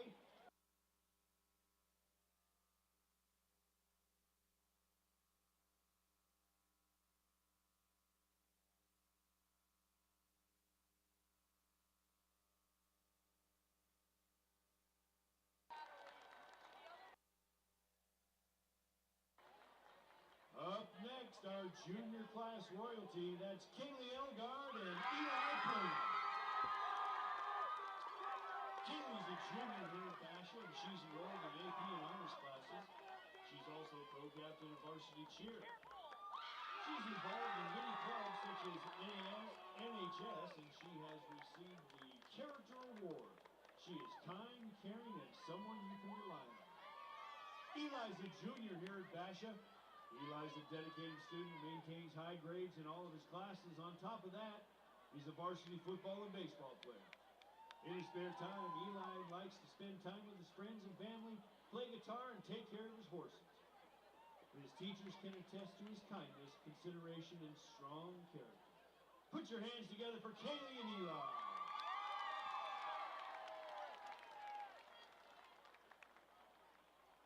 Now for our senior class royalty nominees. Up first we have Lily Whitlark and Mason Coleman. Lily is currently a senior at Basha and is enrolled in AP and honors classes. She maintains a 4.46 GPA and is captain of the Varsity Football. She's been dancing competitively at Artistic Motion Dance for the past 11 years and loves to get involved with her community whenever she can. She's proud to be a Basha Bear and can't wait for the upcoming senior memories she's going to make and will endlessly miss being a Basha Bear after graduation. Mason's a senior here at Basha. He plays varsity football while maintaining a 4.4 GPA. He's part of the National Honor Society, Spanish Honor Society, Key Club, and the FCA. He enjoys hanging out with his friends and family and looks forward to playing collegiate football. Up next, we have Rowan Gilbreth and Mia Gates. Rowan is a hard-working senior here at Basha who is currently enrolled in AP classes. He maintains a 4.4 GPA while working a part-time job and playing varsity baseball. In his free time, he enjoys spending time with his friends and giving back to his community through service events. He plans on studying biology in college after high school, and he's excited to see what the future holds for him. Mia is currently a senior here at Basha. She maintains a 4.3 GPA. Mia is part of the girls' golf team, National Honor Society, and Key Club. She loves to spend time with her family and friends. She is excited to make memories during her last year here at Basha. Congratulations to all of our nominees. It is such an honor to be nominated. Now, for the moment we have all been waiting for. Your 24-25 homecoming king and queen are, drum roll please, Mason Comer and Mia Gates. Congratulations.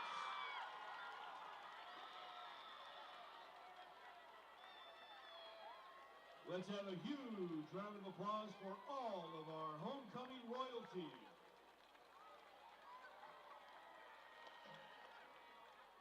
Congratulations to all of our nominees, and thank you for representing Basha High School and the Basha royalty.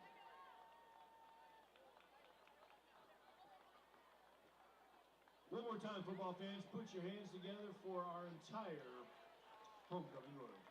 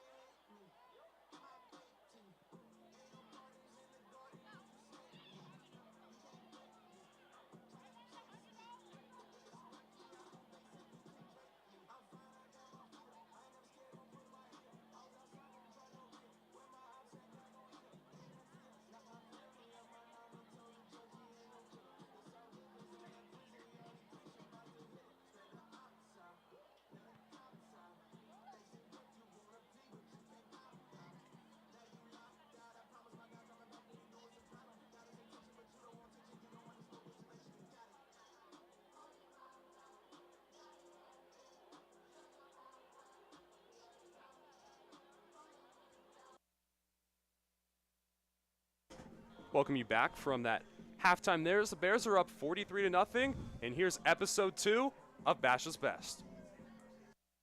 Senior and three-year starter Sam Garcia is a key piece to Basha's O-line. On this week's episode of Basha's Best, we talked to Sam about his goals, leadership, and his legacy.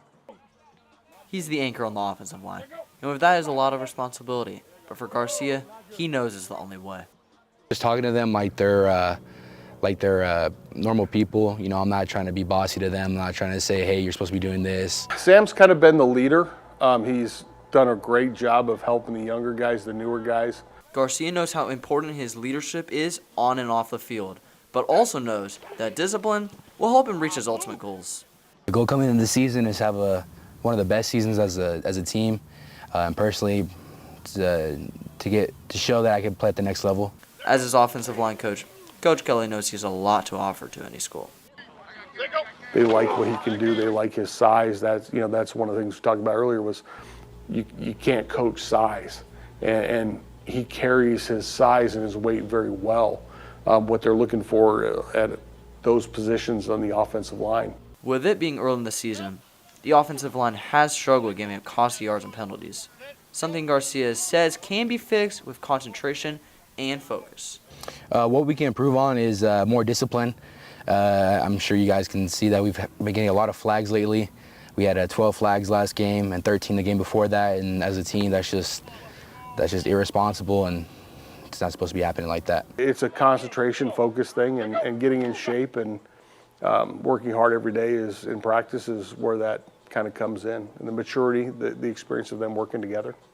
Along with working together, there's a true bond between players and a desire to bring back traditions and leave a lasting legacy. As the offensive line, I can tell you from that part, we're keeping the bond by just doing traditions that kind of died off the past couple years. So my freshman year, we always used to go to Cogburns on Thursday, 75-cent wings, pretty cheap for a high schooler. So then we do that, and then we have offensive lineman dinners at people's houses.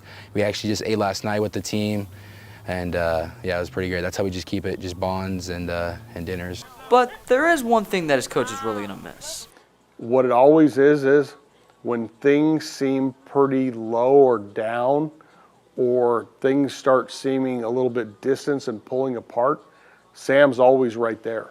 It's uncanny how, at the right moment, he'll just come up to you and talk to you about something, football related, or when you're upset about this or that, he'll come up and he'll ask you about your family. He'll come up and ask you about, about food, about, going to dinner, or about, how he can get better. It's just when you're at the low point, he'll just show up at your classroom door and, Coach, I'd like to talk to you about this. And you're like, okay, it changes the whole thing. And as his tenure with Bash is coming to a close, Coach Kelly knows there is only one thing to describe the 6'4" O-lineman. Just a gritty older brother. He's kind of that caring, lovable older brother who's a tough kid who's going to keep you straight and care for you and steer you where you need to be steered to. As an offensive lineman, you're just supposed to be gritty and determined and nasty, and in the film, that's exactly what I showed.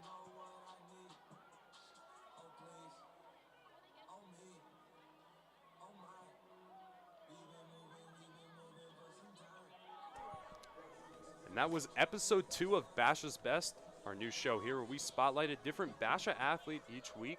A few weeks ago we had new starting QB Brody Veers. That video will be going up separately on our YouTube channel after the game, as well as this one about Sam Garcia. Stay tuned, as each game we look to bring you a new episode. And hey, they might not all be football players, so any other athletes out there, stay tuned, as you might be seeing you or one of your teammates coming up very soon. Sam Garcia, great player. He's been able to be a leader on this offense this year. The O-line, most of them are seniors, but he's really stepped into that leadership role and has been able to open up big holes for the run and protect Brody Veers. You can see Basha having some fun right now out there on the field. We saw Mikey Barth boxing one of his teammates. I don't know if he should be the one celebrating, completely, as usually his group is the one that has some issues, but they're up by enough, so I think most people can let that slide here. And it's unfortunate for Saguaro. They had some issues at the beginning of the season, and most of their team transferred over to Hamilton and Centennial, leaving behind a lot of JV and freshman players, along with a few seasoned varsity veterans. But for the most part, their entire team left. So they've got a pretty new squad. They're not having a lot of action. They haven't had a lot of experience. So we'll see how they continue to go over the season, although it will be rough for them. Here's Emmett Morris with more on some injuries. Jaden Tate, an unfortunate update as Caden Smith is out for the rest of the game with an arm injury. His time of return is unknown at the moment. Back to you up top. You don't like to hear that, Tate. You do not like to hear about any injury in football, especially a high school injury. Very unfortunate for Basha there as their defense takes another big hit. Caden Smith has been a very instrumental part of their defense so far this year. The 5'10 junior has been stepping up into the nickelback role, getting a lot of tackles, pass breakups. Just what do you think Basha's going to do to replace him now, another defensive figure they've lost? I think that Basha's probably going to try and work in some more of the younger guys. You can see Justin Maloney and, Kaiser Wilson. They're warming up on the sideline, ready to go in for nickel. I think they're going to try and test out some of these younger sophomore guys to see if they can handle the varsity level. In this second half, with Basha being up 43-0, expect to see some of the players you don't always get to see. We're going to see most likely your brother, Brady Fitzpatrick, out there on the field. We'll also see some of Hayden Rodriguez. We saw both of them last week in Basha's blowout win pretty much against the Mesa Jackrabbits, as there's a whistle before the kick. That's the second time this has happened so far tonight.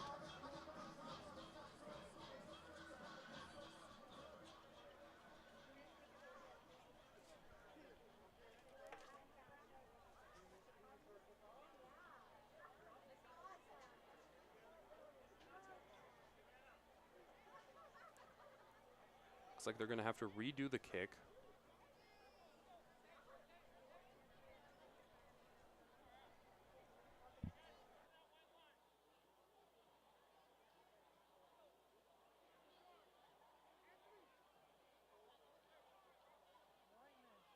About it.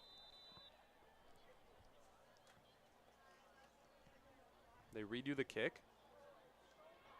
Short one there. Fielded by Mason Colmer. And there was a real chance there of him almost being able to take it off and get his second score of the night. Mason Colmer is having it day to day. First 2 catches in a varsity game. We saw him get that long touchdown, and on top of all that, at halftime, he was crowned the homecoming king. And he was crowned alongside the homecoming queen, his girlfriend, Mia Gates. Those two looking to have a great weekend. She gets to go on a nice date tomorrow, I'm sure, and he gets to have a great varsity game tonight. Happy for those two. As in the game is Hayden Rodriguez. Incomplete pass for his first start of the night.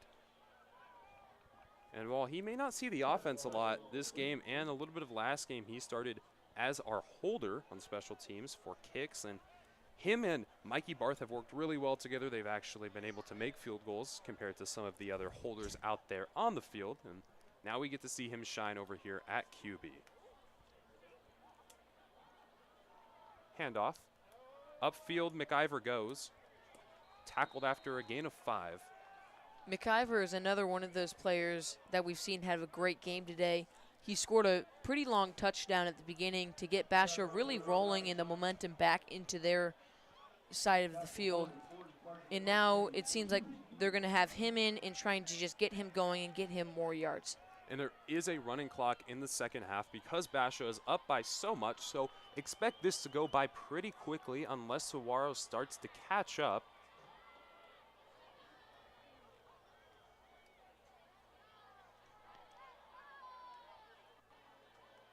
Back to McIver. He's got room to go on his feet, powering through. Great run there. Gets him over to the 44-yard line.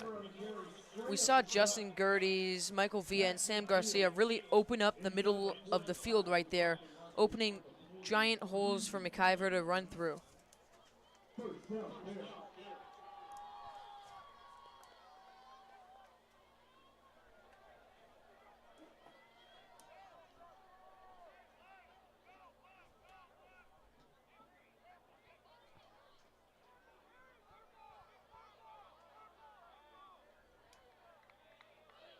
dash in motion out to the right. They give him the handoff. Here he goes on the sweep.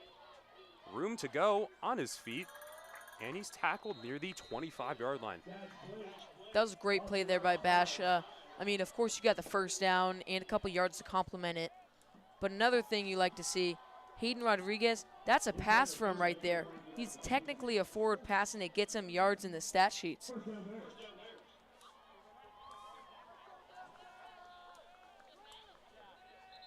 Some whistles for the play.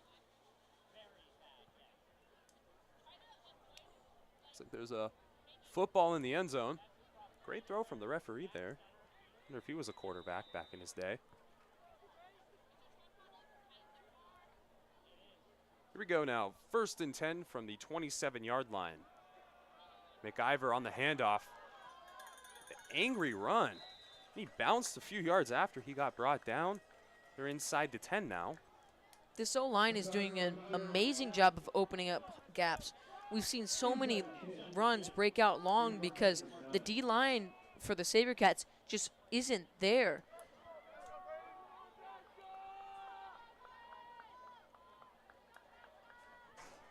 Rodriguez on the hold, reaches, gets him about the 5-yard line. Maybe a yard more. QB draw play right there. Sometimes those work. We saw Veers with one earlier this game that got him about 5 yards. That one, unfortunately, was not able to get Hayden into the end zone. Another backup for Basha, number 54, Garnett Connell, just ran into the game. McIver's in for the touchdown. The Bears up to 49 on the night as Rodriguez was able to drive the Bears down with ease to another score. McIver really deserved that touchdown on that drive. Broke out for, what, 3 large runs that drive? I mean, just really great.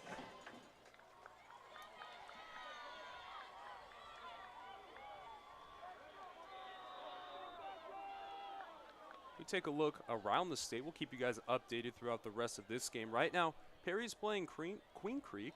They're up 14-0 in the 4th quarter, looking to continue their winning streak and move to 3-0 if they can beat the Bulldogs.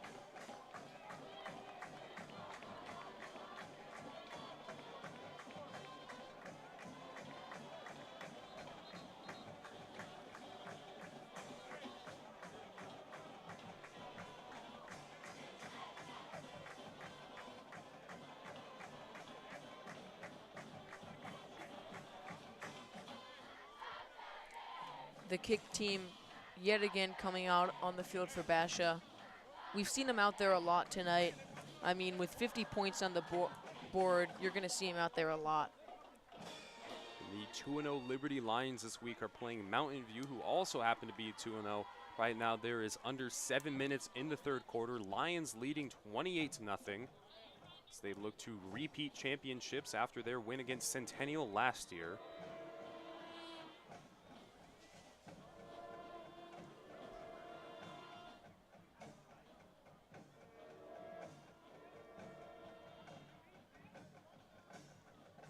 Kick is up, and it's into the end zone. Touchback for the Sabercats. And the kick is touchback. Hey, a big thank you to Elite Care. You know, Elite Care is Arizona's leader in orthopedic and sports medicine bracing. They've been specializing. We'll see Kaiser Wilson filling the spot of Caden Smith out there. For more than 20 years. Give a call. That's Elite Care. One of Basha's biggest struggles last season was the defense. They had to fill in for some injuries and suspensions. Jack Blyer got injured in the Hamilton game last year, which set him out for the rest of the season, allowing Eli Kramer-Cronin to really step up into the linebacker position. And then in the final game against Perry of the season, Miles Lockhart was ejected and suspended for the first round of the playoffs against ALA. So the Bears are used to having defensive switch-ups and mixing everything around to match whatever the roster needs for that week. But eventually, you're going to run out of players. And with the amount of injuries the defense continues to have, you're going to have to start bringing up JV players at some point if you continue at this rate. I mean, it really... Danielson on the keeper. He's hit at the 25-yard line. As I was saying, it's really unfortunate that the Bears have this many injuries. Many people are excited to see this team come out and all their starters to play, especially since most of them are juniors getting their first ever starts on a varsity field. But some of them have been injured and are out despite their young career. Another team to keep an eye on out in the AIA football scene this year is Highland. Obviously, last year, Basha lost to them in their homecoming game. And Highland's been an interesting team for me, Tate. They were in 6A, moving up into the open division by the end of the year. And everybody thought that, man, this team is just crazy. Danielson on the ground. Finally brought up by Ty Tuatelli. They were this team, though, that everybody was like, wow, these are the underdogs, but look at them now. They're actually proving themselves. And then they went and played Liberty in the semifinals and lost by over 30 points. Not a great game for them. This year, they're on the rise again still. Currently, Max Preps ranks Liberty at number 1, Highland at 2, and Basha at 3.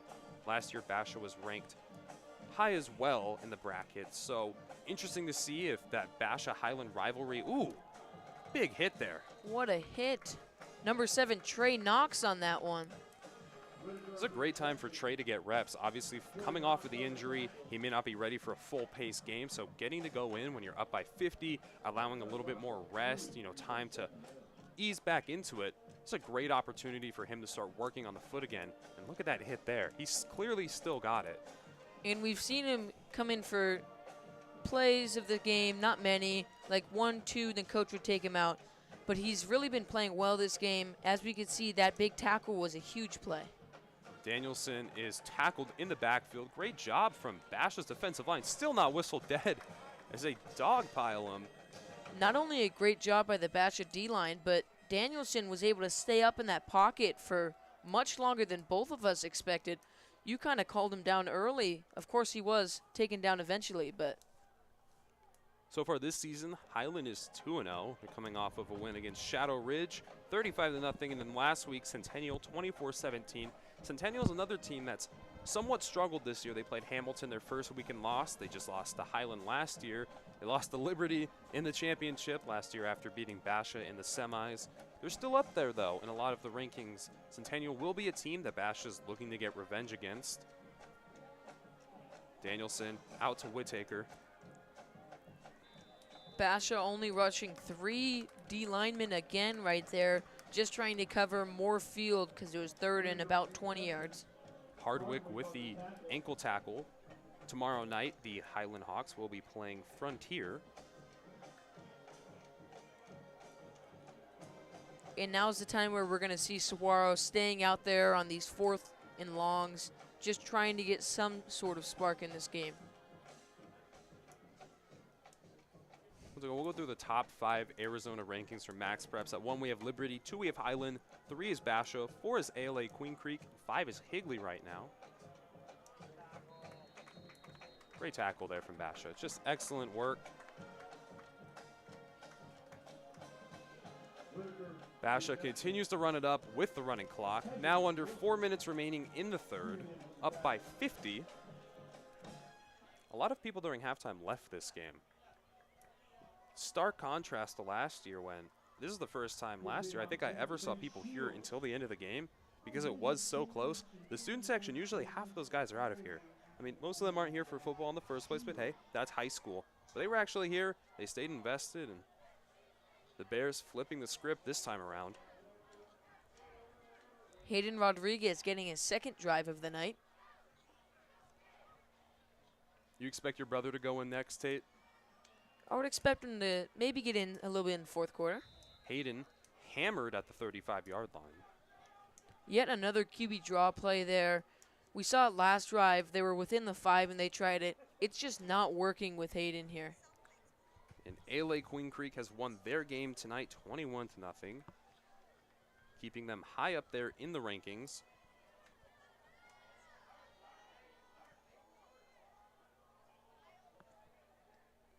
Second and 10.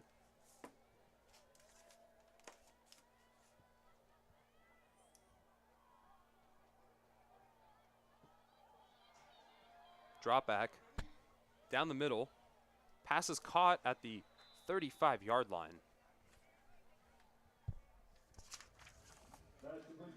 It's Jamal Phillips with the catch. Although that was a catch, no yards on the gain, bringing up 3rd and 10. You might think they get 5 yards here. They could try and test out Mikey, the sophomore kicker, how far he can kick the ball with an actual good holder. Rodriguez, pocket collapse, looking downfield, doesn't get the pass off, and that will bring up 4th and down. I think this may be a little too far for them to try with Mikey. We'll see. I mean, obviously punting it at the 35-yard line is always going to be a decision, but in high school, a long field goal like that, it's definitely risky. It's not as easy of a decision as it may be in college or in the NFL. I agree with that. It's very unlikely that they send him out here. Maybe if they had gotten a couple yards on that play, they would have sent him out, but looks like their offense is staying on the field here. Not much to lose right now, up by 50.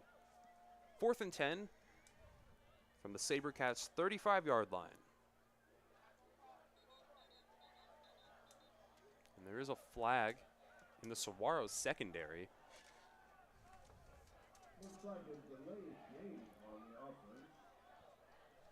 Delay of game on the offense, it seems like. That'll be a 5-yard penalty, setting them even further back. 4th and 15 now. Tate, was that a strategical move there by Basha to run even more time off the clock? I was just about to say that. Not because to run the time off the clock, I think. It was to bring the punter back 5 yards further so that they could actually keep this ball out of the end zone and have an opportunity to maybe even recover a muff punt. 2 birds with 1 stone here. The punt bounces at about the 12-yard line. Do they down it at the 1? I think they just missed it. Great punt there by Basha. Almost had him within the 1-yard line. Unfortunately, that ball rolls into the end zone and it will be a touchback. Lincoln Hansen was almost there to down it. And that was, like you just said, that's a very great punt. Great effort.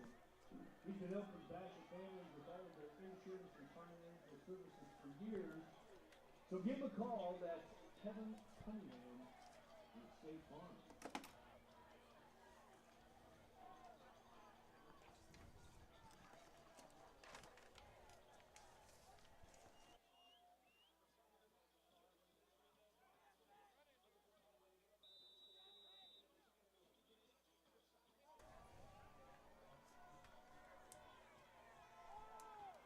Handoff. Room to work with. Brought down at the 36-yard line. Good run there for Ty Strozier. That's something we haven't really seen by the Sabercats today. Those long runs that can sustain a drive. We've seen it by Basha a lot where they break out for those 10, 15-yarders. But that's really the first run we've seen over 5 yards by the Saguaro Sabercats. 13 seconds left remaining in the 3rd quarter. Saguaro still yet to line up. Unlikely they will run a play before the end of the 3rd. Bears up by 50 going into the 4th quarter now as Saguaro looks to just go out there and have fun in the 4th. Basha's senior night, though, does turn out to be fun for the Bears as they're getting in their backups. Everybody's getting a chance to play. And, guys, stay tuned for Tate's brother, Brady Fitzpatrick, the senior QB, who is expected to go in for a drive or two coming up in the 4th quarter. I'm sure Tate's very excited to see that. I sure am. Not sure if he's going to 100% get in, hoping he does, but we'll see. Go give them a visit at Ray and 101 because, quality of life matters. And a big thank you to Retirement Insurance Specialists. They are your local independent insurance agency specializing in Medicare products. Give them a call today, 408-361-4630. And thanks to Amana Senior Care, they are Arizona's trusted partner in caregiving, senior living options, and long-term care insurance advocacy. Give them a call today. This Friday the 13th continues to be a little bit spooky for the Sabercats as they're down 50-0 at at the beginning of the fourth quarter, looking to get anything on the board at this point. Great job of staying in bounds there. We saw multiple Bear defenders try and bring him down, but they just could not get him down.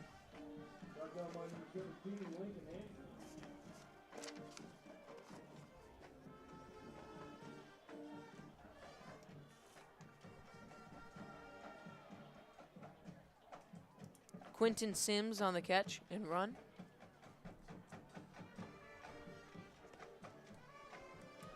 Danielson getting experience here, rolls out to his left. Barely got the ball off. Nice catch there by Elias Johnson. Barely able to bring that in. Bobbled it a little bit, but able to catch it for, it seems like, a first down. And with the way the pass was thrown, obviously it's not Danielson's fault. He was running out of space on the field, but that was a great job for those two to connect it there. It really was, and if you're a Saguaro coach right now, you'd love to see it. I mean, they're moving the ball down decently, at least, better than they were in the first half. And it looks like there's a Saguaro injury on the field. Number 75 is down. That's Leighton McKenzie, the left tackle for the Sabercats.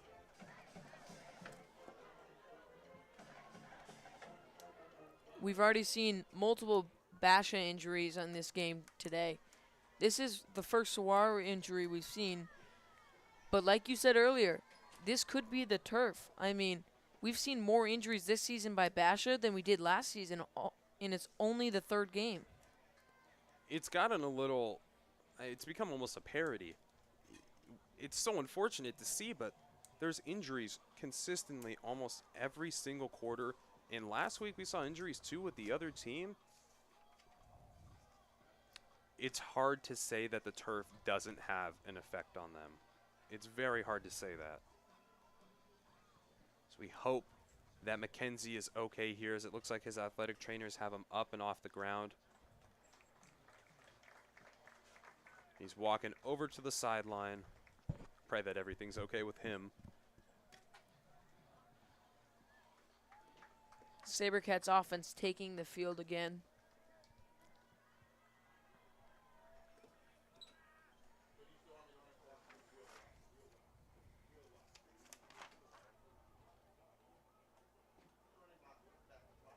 In to replace him for now is number 68.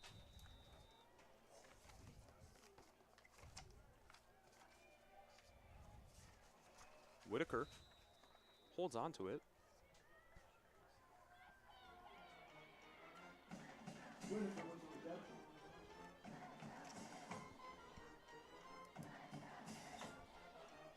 Jack Vandeloo's in to replace Leighton McKenzie.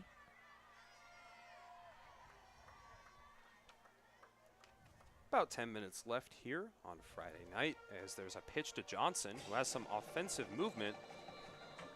Goes down just shy of the 40-yard line. Finally, some energy there for the Sabercats as they're able to move the ball. Seems to be coming a little bit too late, though. They're moving the chains for the first time really this game, but they're already down 50. Not much you can do.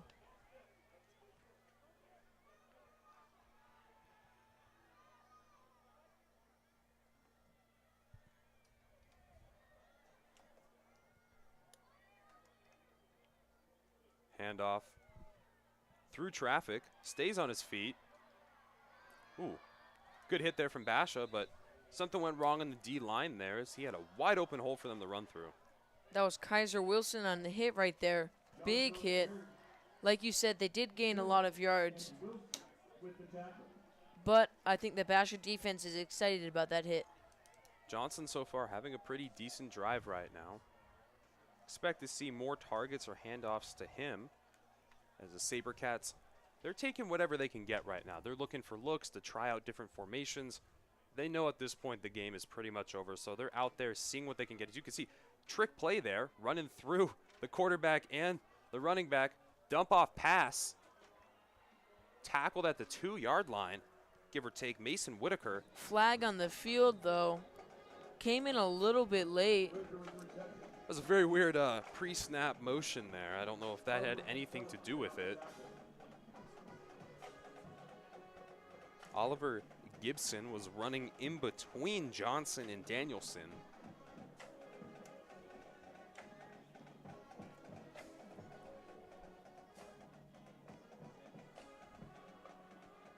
That play will be called back, 5 yards. Killer for Saguaro.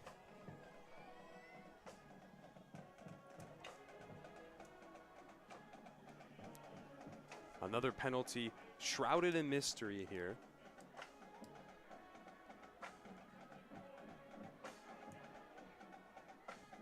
Taking him back from the 4-yard line over to the 25.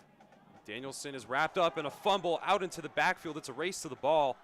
Does Basha have it? It's a fight on the ground. We'll have to wait. And it looks like Saguaro does maintain possession. Coming up with it is Mason Whitaker. Great play by Kaiser Wilson there. Danielson kind of got past him, but then he was able to get the ball and rip it out.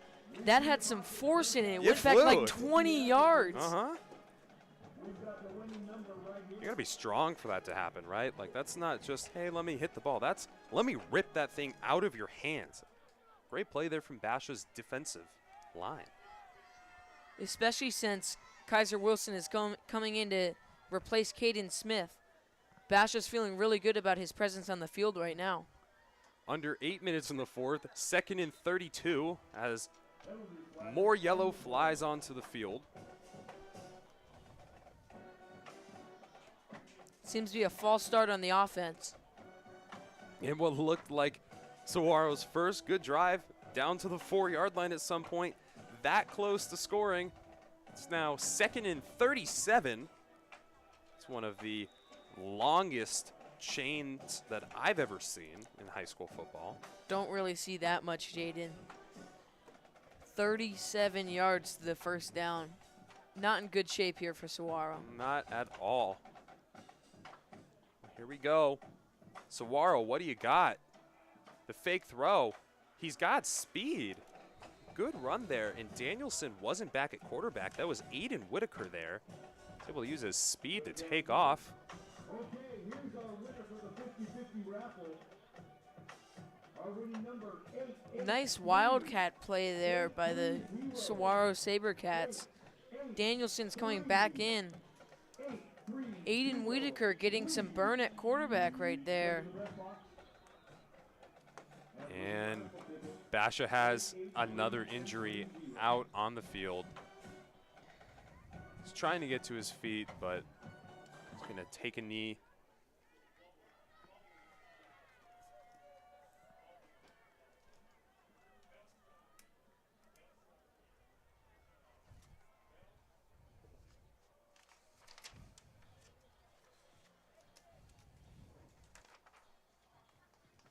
That would be number 64, Anthony Bouchard. Well done, Anthony.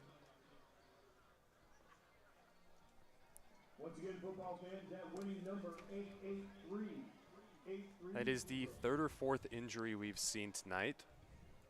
You might say that for a team the whole season. Hey, that's the 4th injury of the season. Nope, that's the 4th of the night.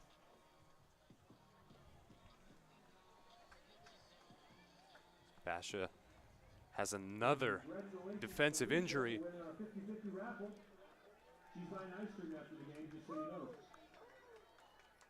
Third and 30 here for the Sabercats.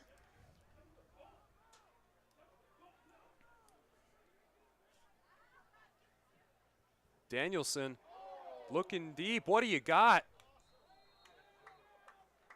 Getting the ball a little bit closer to the first down, but that will bring them way short still. Looking at near a 4th and 15 here. Very, very unfortunate for the Sabercats. This entire drive fell apart from penalties and fumbles. Pretty much anything that could go wrong did go wrong for them. It really is unfortunate if you're a Sabercats fan. You thought you had a glimmer of hope, a spark, but then it was all taken away. Danielson, tons of pressure, and he stays on his feet somehow. Great job rolling out to his right. Does he get the pass off? He does, but it bobbles out of the hands of his intended receiver. Elias Johnson just could not reel that one in. Turnover on downs, as now there is 5:30 remaining in the 4th quarter. Bears still up by 50. Tate, let's see if your brother makes his varsity start of the night.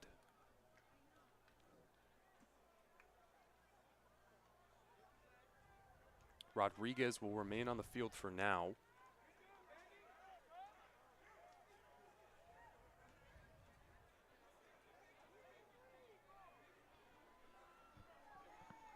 Not much to say at this point in time. The Bears playing really solid overall. Haven't let up a point since the first half of the Mesa game, and that was only a field goal at that. Their defense has played strong through injuries, and their offense has continued to dominate as well, with receivers, running backs, quarterbacks, everybody executing on their jobs. Rodriguez's pass is caught. Had nowhere to go with it once it was caught, however. Not a great play call there by Basha. They're just trying to run the clock. That screen pass right there, 0 yards. Don't understand why you're throwing it. 2nd and 10 now.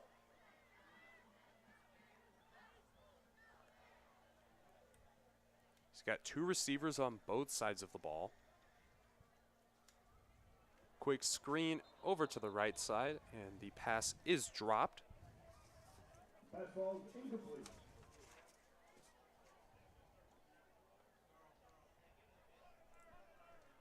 That is dropped by number 88, Cadell Robinson. Kendall Robinson, I think. I'm not one to call you out, though, Tate. I have my fair share of mispronunciations here. Once again, this is the Basha Bear Network. We're a fully student-ran broadcast, so apologies for any mistakes we have, but we hope that you can bear through them with us as we continue moving forward. Each year we've got new students coming out and learning broadcasting, so it's always a little bit of a learning curve, but as we continue through the season, we hope that our quality of live stream will improve for you guys. 4th and 10 now for the Bears. Basha's punt team is going out in the field. Quick 3 and out.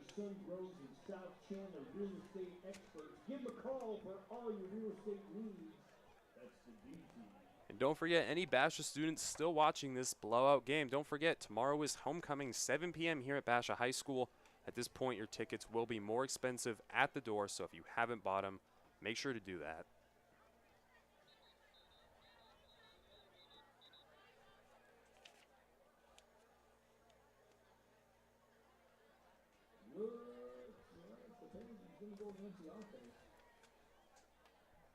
Delay of game against the offense, pushing them back 5 more yards. 4th and 14 now. Don't believe it's. Let's see. There is the punt. Out past the 40. Fumbled. Fell back for a few more yards. Does he have anywhere to go? Stays on his feet. And it's finally tackled there. Under 3 minutes remaining in Basha's dominating victory over the Saguaro Sabercats, 50-0, and it would take more than a miracle for anything to happen with the Sabercats right now.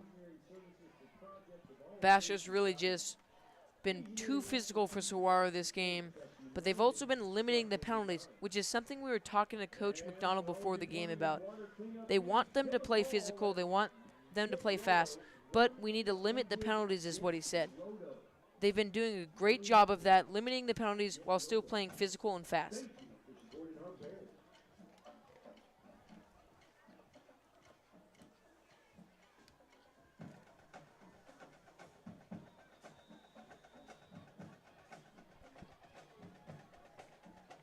First and 10.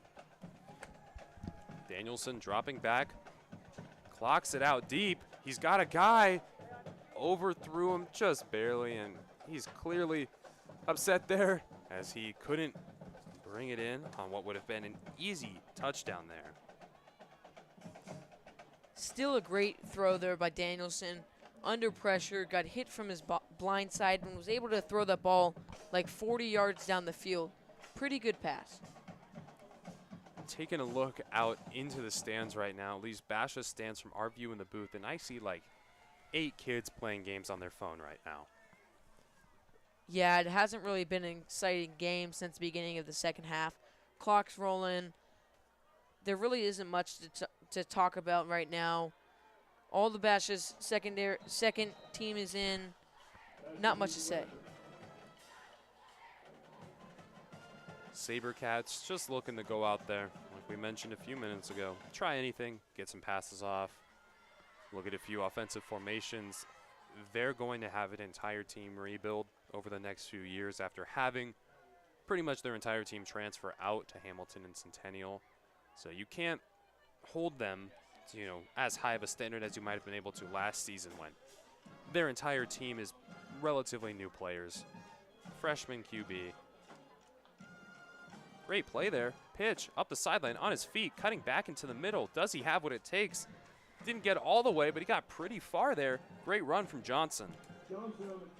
The senior running back, he's really been playing great this game. Really the only bright spot on the Saguaro offense. Broken out from many long runs like those, but it's a little too late as, of course, it's 50-0 with less than a minute left.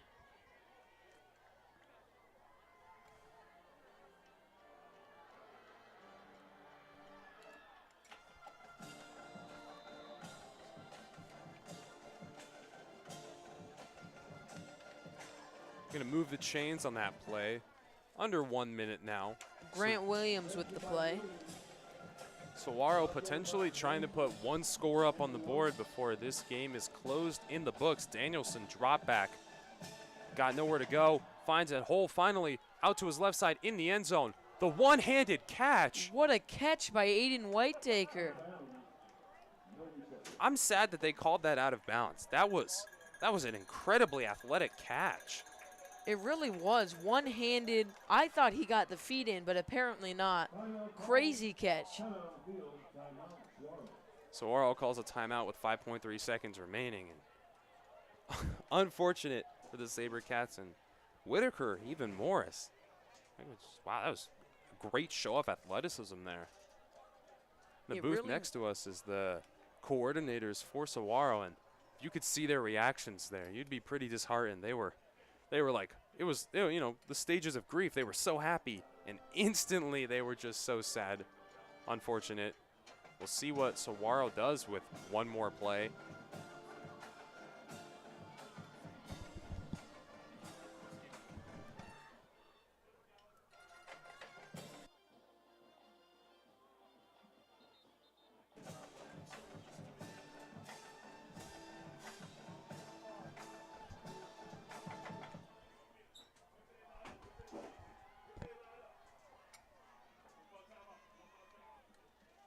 Second and 10 now from around the 18-yard line for the Sabercats. 5.3 seconds remaining in Basha's blowout win, 50-0 right now, looking to hold Saguaro to a donut. See if they can. Now the clock has been reset to 8 seconds.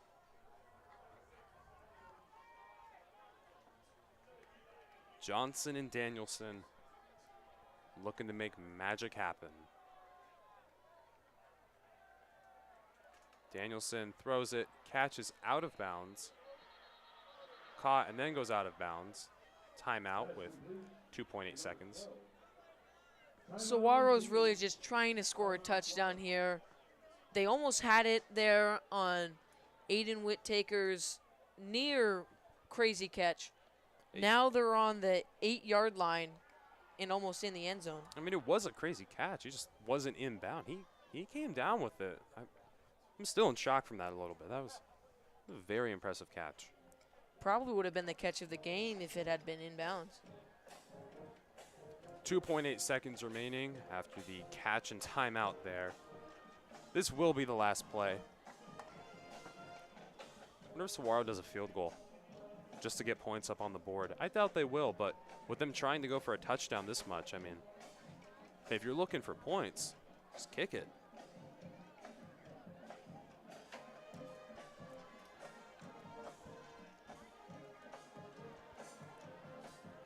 Danielson lining up for what will be the last play of this game. Timeout Basha now, it seems. Bears really wanting their donut win here. Make some defensive adjustments. Absolutely nothing going wrong here, and more importantly, they don't want any injuries.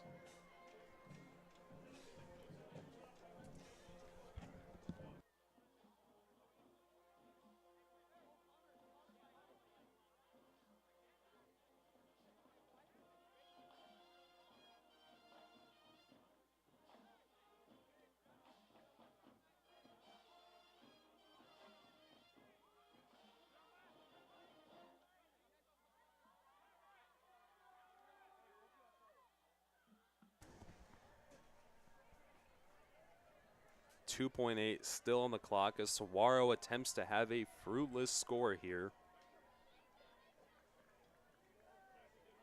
It's more of proving to themselves that they can score than obviously winning the game. Down by 50 with 2 seconds. Not sure you can win. Final play, Danielson, and he gets a big sack to the face. Basha cementing their win this week over the Saguaro Sabercats, and a very nice tackle to end the game, sacking Zealand Danielson, blowing out the Sabercats 50-0. A donut win, as they call it, for the Basha Bears, as they move to 3-0 on the season, continuing their goal back to the Open Division playoffs. Next week, Basha will be in California against Mission Viejo. I will be there alongside our producer, Timothy Seal. We'll be recording some highlights and posting that for you guys on Basha Bear Network's social media. Keep an eye out for that next Friday night and Saturday morning. And then we'll be back in 2 weeks' time for our next home game against San Jose O'Connor. Stay tuned for that. Be a good one again. Thank you for watching this live stream tonight. If you're a Basha fan, you're probably really happy about this. As you said earlier, donut win. Sabercats fan, though, not too excited about it. I mean, they almost got a touchdown at the end at least, but not a great showing. And not too much. You work with what you've got. And in life, that's what you have to do.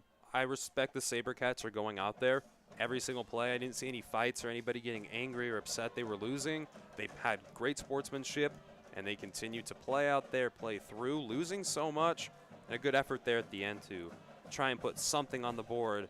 A last valiant effort. You see Basha in a huddle right there on the sideline. Very pumped. Last year, like we said, they lost to Highland on their homecoming game. They took it, all of that anger, out on the Sabercats tonight, winning 50-0. Let me walk you through that game afterwards. So, obviously the Bears lost, 1 point loss, and it was just everybody was sad. There wasn't very many smiles or laughter going around or celebrating down on the sideline. And I walked down onto the sideline to talk to some of the crew and start cleaning up, heading home for the night. And whoever was pouring out the water, and at the time it was still a grass field, made a big pile of mud around the benches. It was just mud and ice, and it was slippery. And I mean, it fit the mood, definitely. It felt a little bit depressing. And as I was walking through that, I see Damon sitting over there on the bench, and he was just upset. I had never seen Damon like that. And I think that was a wake-up call for the Bears, set the tone for the rest of the season. And that doesn't mean that, because they didn't have a bad game, the Bears haven't set the tone. I just think it's a different one this year. It's a completely different story. Cheers, smiles, laughter, celebrating, the band's playing, and they're there pumping their helmets right next to them. It's a different tone this season for the Bears. Last season, their motto was hunt them first. The Bears have a target on their back. They need to be the ones out there. They need to be the aggressor. This season, it's a bit of the comeback. Some new members on their roster. They're looking to make magic happen again 2 years after their Open State Championship win. But that's all we have this week. Like I said, next week, the Bears will be in California against Mission Viejo. Stay tuned for some updates and highlights on that. And in 2 weeks, we'll be back against San Jose O'Connor. I'm Jaden Ricken. I'm Tate Fitzpatrick. Good night.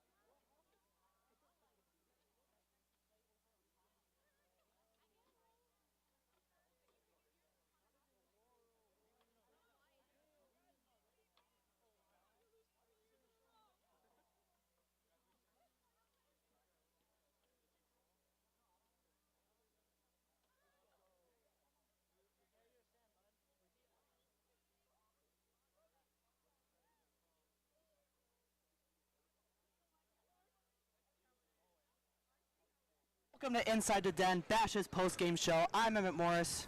I'm Tate Fitzpatrick. And I'm Jaden Ricken. And we're here after the Basha Bears just defeated the Saguaro Sabercats 50-0. We're joined here by starting tight end Mason Comer. Yes, sir. Thanks. Happy to be with you guys. So, Mason, that big touchdown to start the second half, just take me through that play. Yeah, so at the end of the day, I couldn't have done it without my teammates. You know, my O-line, they blocked good. Play kind of broke down. My receivers, they all ran good routes. Kind of found my way open. Brody threw a great ball, went up and got it, and then just had to make one guy miss. And it really wasn't me. It was just my teammates that helped me. What was the play call there? The play call, I'm not going to say too much, but it was a verts call, so it was supposed to go deep, and then Brody just found me, and that was that. So this is your third straight home game, right? Yes, sir. How are you liking this energy from the student section, your parents, everyone's parents, and just the general It's great. fans? My friends Rowan, Cooper, they run the Courtside Savages account. They've been doing a great job, like getting everybody here and stuff. I mean, I look up, everybody's packed. I got friends and family here, which is great. And then and from a team chemistry, like our team, we're bonding really well. Excited to go into Mission Viejo next week for sure.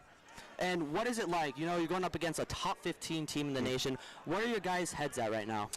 You know, we're just on to the next, you know what I'm saying? We just beat a really good Saguaro team, and we're just on to the next. Watch some film this week, have good practices, and then adapt to the time change and all that Thursday, and get ready to play on Friday.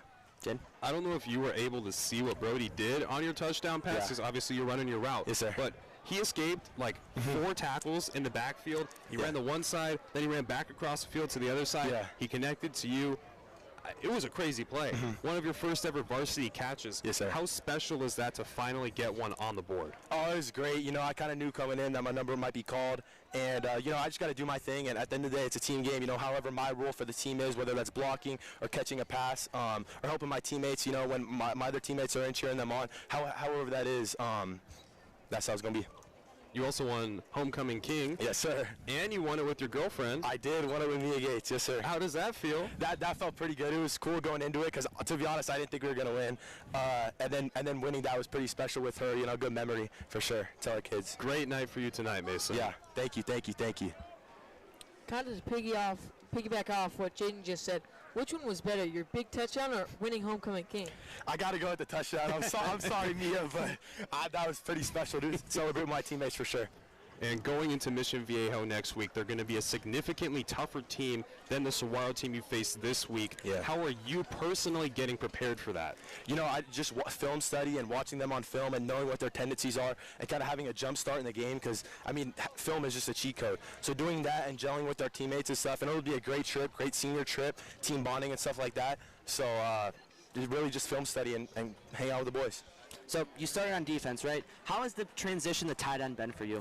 It's been interesting for sure. You know, Coach Mack in the offseason asked me to play tight end because our tight end went to Javery, he went to NAU, and so just it's been interesting for sure. I got a jugs machine at home, so been on that every day, catching balls and stuff, and then just connecting with Brody and the other quarterbacks, Hayden, Brady.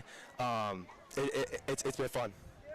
Is this something that you look to pursue in college? I know you visited San Diego a few weeks ago. You've got an offer from them. Yeah.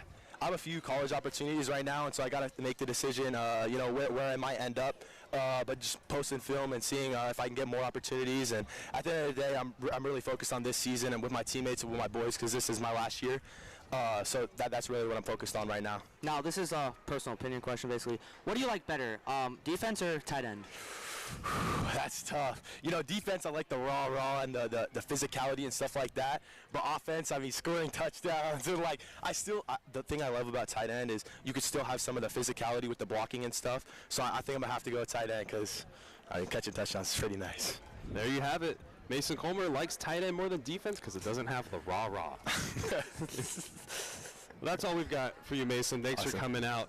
It's a pleasure having you on Inside the Den. This is our second official episode. We apologize for some of our technical difficulties last week. We know we promised you a post-game show and didn't work out, but thanks for tuning in to the Basha Bear Network. It's a fully student-ran broadcast here, so thank you for bearing with us through our technical difficulties. I'm Jaden Ricken. I'm Emmett Morris. I'm Tate Fitzpatrick. And this has been the second episode of Inside the Den, and Basha will be going to Mission Viejo next week to play Mission Viejo. Yes, sir.